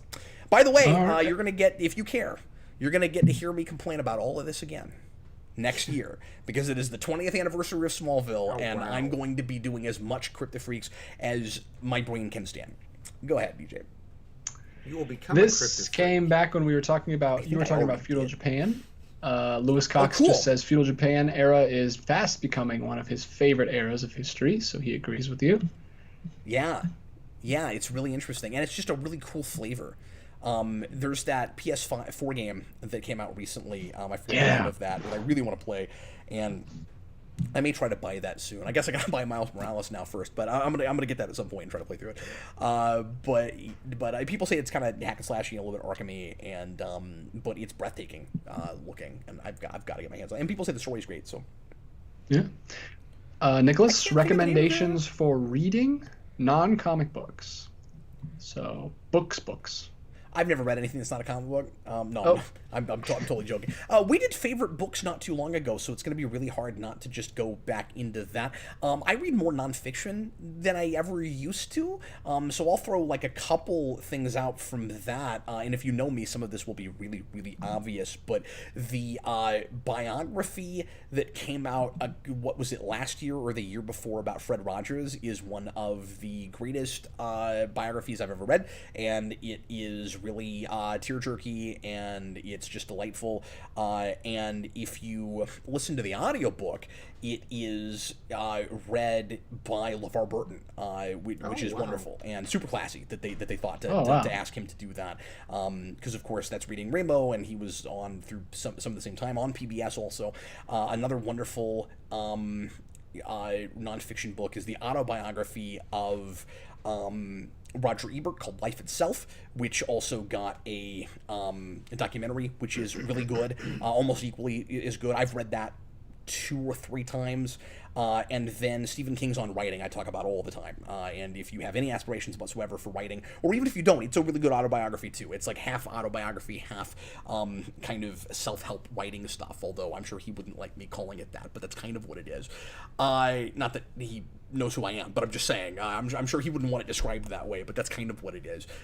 Fiction-wise, I am a huge fan of Hitchhiker's Guide to the Galaxy. I've always said that's my favorite book. But other things in the science fiction department, I'm a big fan of Childhood's End, and I don't know, I can go on and on. You guys should throw some books out, because I'm still talking. I'm not a huge reader, honestly, but I mean, Brandon has never read a book, and he's also never read a comic book. Well, so that's not.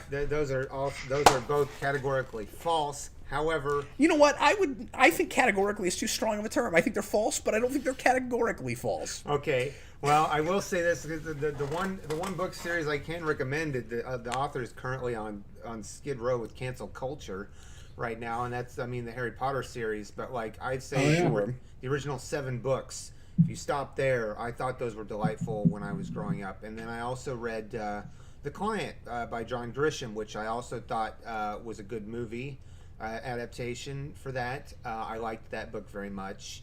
To Kill a Mockingbird is one of my favorites. Yeah, I just read that this year. It's amazing. Check out Brave New World.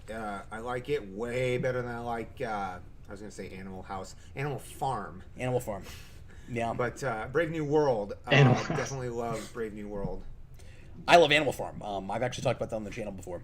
Yeah? You have. I mean, it wasn't terrible, don't get me wrong. It by no means was it terrible, but I just liked Brave New World way better. It's also shorter. What are you trying to say? Oh, nothing. I'm just no. I'm saying Animal Farm is shorter. Yeah. Okay. I got you. I didn't remember specifically, but yeah, no, it's nearly a novella. It's so short. It barely even counts as a novel, because I mean it's basically a parable. Yeah. But yeah, DJ, you want to throw some things out? I mentioned before, I really like John Steinbeck, a lot of his books. Mm-hmm. I like Wells a lot. I've read a lot of Wells books, and I like Robert Louis Stevenson. He's written other things besides Treasure Island, so check out his other stuff. He's done a lot of short stories, actually. I got like a collection of his short stories, and I was reading through that, I think, last year, and it's really interesting stuff. Different settings. An author I really like their short stories is O. Henry. I used to read O. Henry's short stories. All Quiet on the Western Front I got to recommend, too, because I read that not too many years ago for the first time, and it really blew my mind, so check it out. I at some point should go back through, just I guess in my mind, my catalog of things over the years that I've read, and maybe make a video or talk about it on the live show, because I always go back to the same 3 or 4 books, and it's I don't know, most of the stuff I've read lately is just like, Star Trek stuff and things, not really original works. So all right, DJ, what else we got, man? This one is split up into 2. He made a mistake. I'm just going to read it as it is. Lewis Cox gave us a $5 super chat. He said Dreamcaster is Stephen King's The Thing, and it's good at all. And then he said, sorry, in another super chat, I meant Dreamcatcher. Dreamcatcher, was not good at all. Sorry, typos. So yes, he Dreamcatcher is notoriously bad. And I was listening to that in audiobook form several years ago, and I got through maybe the equivalent of like 80 to 100 pages, and I had to quit because it was just constant descriptions of flagellants, and it's impressive that Stephen King managed to describe flagellants with as many different pieces of terminology and adjectives that he did. Like it was very vivid. And it turns out that later on that's going to be really important. Like, it matters, apparently. I don't know that we had to listen to that much about it, but flagellants apparently has something to do with, like, the aliens in that book or whatever it is, because I've never finished it, so I don't know what happens in that book. But Eric told me about it after I was like, I stopped listening to it. It was just a bunch of flagellants constantly. Not even flagellants, jokes, just explaining flagellants. And he was like, yeah, I mean, it's relevant, but it's not fun to read. And, I am convinced that Stephen King's editor is an editor in title only, that what he publishes these days, because he's Stephen King, is there's very little, if any, actually dwindling, things down or whittling things down that need to be whittled down. I don't think he's very edited anymore, is the sense I get. Which works in his favor sometimes, but yeah. God. Oh, speaking of Stephen King, 11/22/63 is my favorite Stephen King book, and is in the last decade. So that's a thing I would recommend real hard as well. Don't watch the miniseries. Oh God, don't do that. But the book is wonderful. Anyway, go ahead. Lewis Cox gives us another one. A Daredevil game would rock so hard. Man, it needs to be made. Why hasn't one yet? I don't know. This has come up a few times, and we've talked about what that might look like and whether or not you should actually be able to see the things that happen in the game like a normal video game, or if you should or if they should make it to where you're experiencing things kind of like Daredevil would, where basically the whole game would be in detective vision. Like what exactly would it look like? And we've had lengthy discussions about that. But I'm with you. That's the... Except for how exactly do you render the visuals. That is the easiest kind of, plug-and-play thing for Marvel right now, where you basically, look at the Arkham model, and you don't want to just clone it, but make something a lot like that for Daredevil. And we already have a great Spider-Man game that did that, so, I mean, Daredevil's the next logical choice, certainly. Yeah, and they almost made a game. It was supposed to be released in 2003, and I just Googled it, and there's an article that says we finally know what the canceled Daredevil game looks like. You should check out the video because it looks pretty cool. Oh, cool. It's got like a new mechanic where you can like slide on rails that I've never seen. That makes sense for that movie because they did that a lot. Yeah, and it's, I don't know. Check it out. You just Google it. But Blue Dragon 5 just said Murdoch Vision. Yeah, so you have Detective Vision and Batman. They should call it like Lawyer Vision. So there are 2 super chats left, and I hate to do this, but I really have to run. Can you see the last 2 in the chat? I will look. No, I understand, man. I'm sorry that we've gone over time here. It's okay. The last 2 are from Jantai and Rohith Dar. Rohith Dar, yeah. We'll get these knocked out. DJ, thanks a lot for sticking around for the full 2 hours. I sure appreciate it, man. Yeah, of course. Have fun, guys, and good luck with those last 2 questions. They might be doozies. I don't know. I haven't read them. They might be giants. They might be. But, all right, guys, had fun. Thanks, bye. I'll see you next week. Bye, everybody. Don't forget we got Infinity War coming up, buddy. Oh yeah, don't tune in, guys. Infinity War next week. It's next gonna be Tuesday. Crazy. Tell your friends. All right, we'll see you later, man. See ya. Bye, DJ. All right, there goes DJ. So it's just the 2 of us. Just the 2 of us. We can make it if we try. Just the 2 of us. Oh, that's After Dark by New Karaoke. Sorry. Okay. Brandon, let's go ahead and so we got that DJ guy out of the way. So now we can have some real fun. No, I'm kidding. Fun. I want to thank everybody for spending some time with us this evening. Thanks to everybody that left super chats and got us to the goal. We are at 155, and I did not expect to make that goal.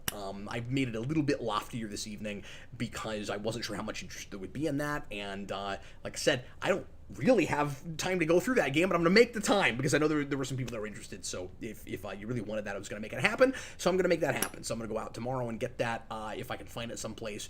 And let's answer these last 2 questions. Brandon, are you ready? I'm ready. Okay, so John Ty. Now I don't know if I'm going to do this as well as DJ, just reading the questions, but I'm gonna give it my level best. I'm gonna do my level best. John Ty, $5 super chat. Would you rather give up?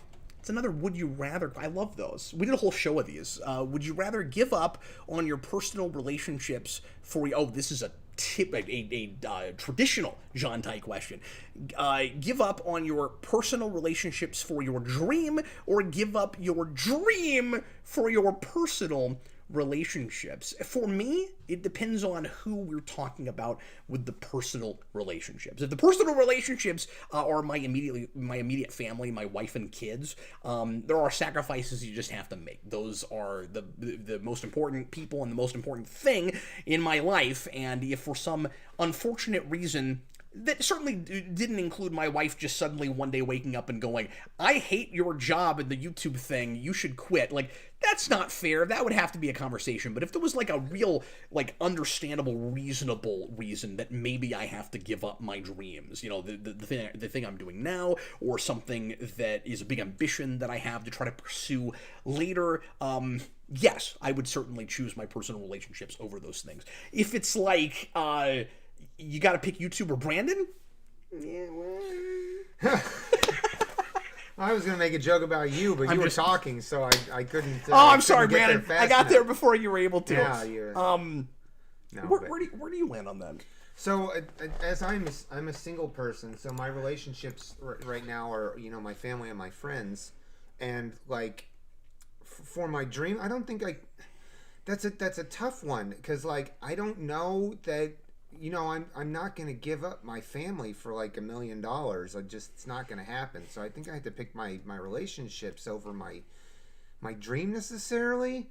But like you also even when you're even not having a wife or kids. Interesting. Yeah, but like you also don't want certain people to hold you back. So it depends on the situation. Like if they're actively holding me back, or if I'm thrown into a situation where I have to pick my family or money, you know, I'm going to pick my family. Yeah. But if they're actively holding me back, I'm probably going to have to let some baggage go.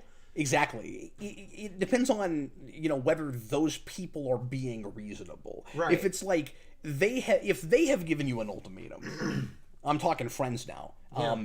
It's stickier when it's like your wife, but like I trust my wife. I've been with her for 17 years, dating plus marriage, and I trust that she would never suddenly for some reason do that. She's always been very supportive. But let's just go to your situation. If you're talking about if one day I came to you and I said, Brandon, I won't be friends with you. This is stupid. I won't be friends with you if you don't stop playing the violin. Well, that's unreasonable. That's ridiculous. That's absolutely unreasonable. Yeah. And here's why I think that's an easy. Not easy. It would be difficult because it would suck because we're friends and you hate to lose your friends. I'd pick the violin in that situation. Of course you would, and here's why. What makes it easier is I'm not the person you thought I was if I did that to you. Right, but it would still hurt, and it hurt like hell. Of course it was. Of course it would, but the right answer would be clear. Right, absolutely. Okay, so this is interesting. So earlier this year, I had a situation where for the last 10 years, I've been trying to go back to the ornamental iron business, design work. That's been a dream of mine. Yeah, this is a good example, actually, yeah. Then in the end, when I weighed everything, my current salary plus all of my benefits, plus the fact that we're in a pandemic, and if I were to go to my dream, I wouldn't have any of the benefits, and we'd still be in the pandemic, I had to say no to a thing I've been trying to get back to for 10 solid years. Sometimes it's just impractical. It turned out to be. That's not to say that it couldn't happen later. Yeah. And the guy still wants me to come back. You weren't giving it up for good. This wasn't like deal with the devil situation. It was just at the moment it didn't actually make sense, and it was gonna hurt you more. It would have, and that was the unfortunate truth. And I didn't want to hurt anybody. And even though I got the green light to say no to the situation, from the person who was offering me the situation, it still hurt like hell to do that to a friend. Somebody I've known for 14 years. Like, that, it just sucked. But that's sometimes the way the cookie crumbles. Yep. Okay, we have one last super chat, and then we're going to call it a night, folks. Thanks again for spending some time with us. Rohit Dahar, $13 super chat. Thanks so much. And I think he put in that round number when it looked like that was the precise number we needed. Somebody beat him to it with a $5 super chat. So thanks a lot for the super chat, getting us well over the edge there. Which comic book writer, in your opinion? Sorry, Brandon, this is a thing that you can't really weigh in on. Which comic book writer in your Brandon? It's all right. I mean, it comics. Sucks, but writes your definitive version of Spider-Man, i.e. the version of Spider-Man that is closest to your idea of who the character is at his core. It is too, and it's the obvious for me too, although let me say I have never read through all of JMS, and I like the way with the first arc of that, which is I think all I've read, he writes Peter Parker, and that could end up being my definitive version of that character if I finished it, but I've never been a big fan of the whole totem thing that he was doing in that, but I never finished it, so my mind could be changed on that, I don't know. So anyway, JMS has some really great runs on things, and very often he ends up being my go-to answer for stuff, so I would be surprised if that wasn't in the running. Right now it's definitely Bendis, and then Stan Lee as well, but really Bendis just kind of modernizing what Stan Lee did, and I have talked ad nauseum about that because Eric and I have been going through the Ultimate Spider-Man books, and we are... God, what volume are we on now? We're close to, of what we've posted anyway, I think we're pretty close to issue 100. We still have, I think, 3 or 4 videos in the queue that haven't gone up yet. I'll try to start posting those again in the not-too-distant future. I've been occasionally putting those up kind of in swaths. I did one lone one like a week or 2 ago. But anyway, I'll get some more of those to you in pretty soon. I've got a backlog of comic vaults to post. But yeah, it's probably Bendis. And yeah, I think that is everything. Divid22 just put in a $2 super chat. The thing to ask Jarrell when you get to heaven. I mean, there's so many. And when you say Jarrell, do you mean about Smallville because it's Jarrell? Or do you mean just God, who, of course, my personal hell would or heaven, but probably hell, would make that Jarrell.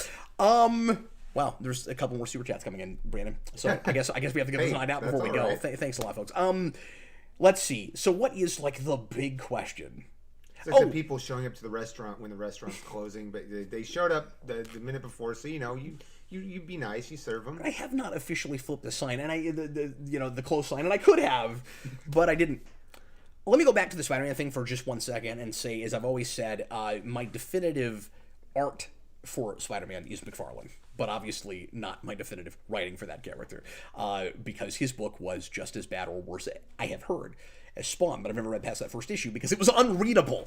But anyway, I think Bendis' version, like for a lot of people, resonates with me the most and feels like the most real world and believable.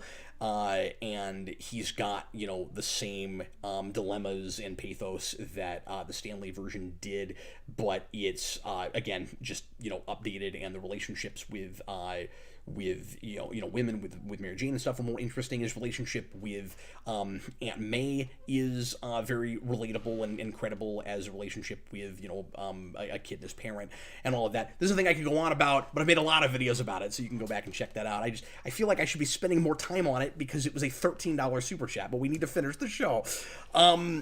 So anyway, wow, Brandon, what's like that one question that you would have to, like, if you could only ask one, you know what I mean? That whole, only ask one question. What's the meaning of life kind of question, but not that, because that's obvious. Well, I mean, I'd probably ask why so much bad stuff is allowed in the world. Oh, okay. In the universe, why? Sure. Or at the very least, why were we made to know the difference? Like, to distinguish that, like, it sucks. It's terrible. The part of the human condition. Like, I mean, I realize, in order to know what's good, you also have to know what's bad. But like, do we really have to have that, intelligence upon us? I'll answer this real quick. If there is an actual God, and especially if it turned out to be something akin to the Judeo-Christian God, but just if there is an actual God, the big burning question I would have Well, it would be kind of twofold, because it would be close to what you're saying, like, why bother with free will? Why was that important to you? Because that would be in some ways the thing that I would most respect about God, but would also be somewhat confused about. I guess. But the bigger thing would be, why did you make your existence, the fact of your existence, so cryptic and not just make it clear to everybody that you really are? That would be the thing. If it's actual Jor-El from Smallville, it'd be, how come you just like suddenly were a completely different character midway through the series? Like, how did that happen? Like, what were you really after before you put your tail between your legs and changed your mind? Like, did you really want Clark to be a despot and take over the world, and then suddenly like what changed? What changed, Jor-El? That would be my question. There's one more. Okay. Lewis Cox, $5 super chat. Will you keep doing Ultimate Spider-Man volumes, Cap? Oh, I just answered that. Yes, we are going to go through Bendis, through the Bendis stuff with Peter Parker, and then once it switches to Miles Morales, that's when we're going to stop. Partly because I've already reviewed some of that, and partly because that's the stuff that Eric really wanted to read and show me, and I have read more Miles than he has. So this was more about Eric taking me through a thing he's read before, and then the next thing we're going to do is, and we've already actually shot the first video of this, but it's going to be a while before it goes up, because we want to wait until Spider-Man is done. There's a whole convoluted reason we already shot that. But we are actually, I guess, 2 in, because one we've posted already a couple years ago. Anyways, but I'm going to take Eric through a thing, and we're going to go through IDW Ninja Turtles. So that's the next thing that's going to happen. And we shot the first one of those during the Omnibus, all those months and a couple years ago, and then we have already shot the second volume of that, and that will again come up when we're finished with Ultimate Spider-Man. So that's the plan with that. So yes, we are going to indeed be posting those until we're finished with the Peter Parker era of Bostonian all of Ultimates. Yeah, pretty much. Peter Parker. Oh my goodness. Okay. I forgot you did that on the language way back. Yeah, which was insane. That was insane. Every time I heard about it, it was so insane. It was like putting in a shift at a fast food place, only more fun than that. Because we would shoot from 6 to 8 hours at least. Yeah. And just those straight. We pulled all nighters, man. Eric and I started those shows at. Did you ever sit in on one of those? No, I wanted to, but I never got to. We started those not until like 9 or 10 o'clock at night. Yeah, like 8 or 9 o'clock at night, and we went all through the night. And some days we didn't get finished until 7 or 8 in the morning, and we'd go get in the car and go get a McDonald's breakfast or something, because it was an all-nighter. Those were crazy. Anyway, thanks a bunch, everybody, for hanging out with us. I hope you had a good time. We certainly did. This was a longer show, the longest we've done in a while, but you guys are wonderful. Thanks again to everybody that helped us get to the goal, and I will do a review for you on the Miles Morales game in the not-too-distant future, and we'll see you again very shortly with more videos here on Geekvolution. Videos. I was Captain Logan. This is Brandon Grimm. Nice to be with you. And Brandon, thanks for hanging out with me and showing us your box and everything. Yeah, absolutely. And DJ was here as well, and thanks a bunch to him as always. We'll be back. DJ was here. He will be back with me on Tuesday for another edition of Marvel Mania, where we'll be watching the aforementioned Infinity War. So look forward to that. It's going to be a monster. Will we be back on Monday for Star Trek Club? That's the plan. Yeah, we should be back for Monday for Star Trek Club as well. Thanks for reminding me. Yeah. Anyway, we'll see you later, folks.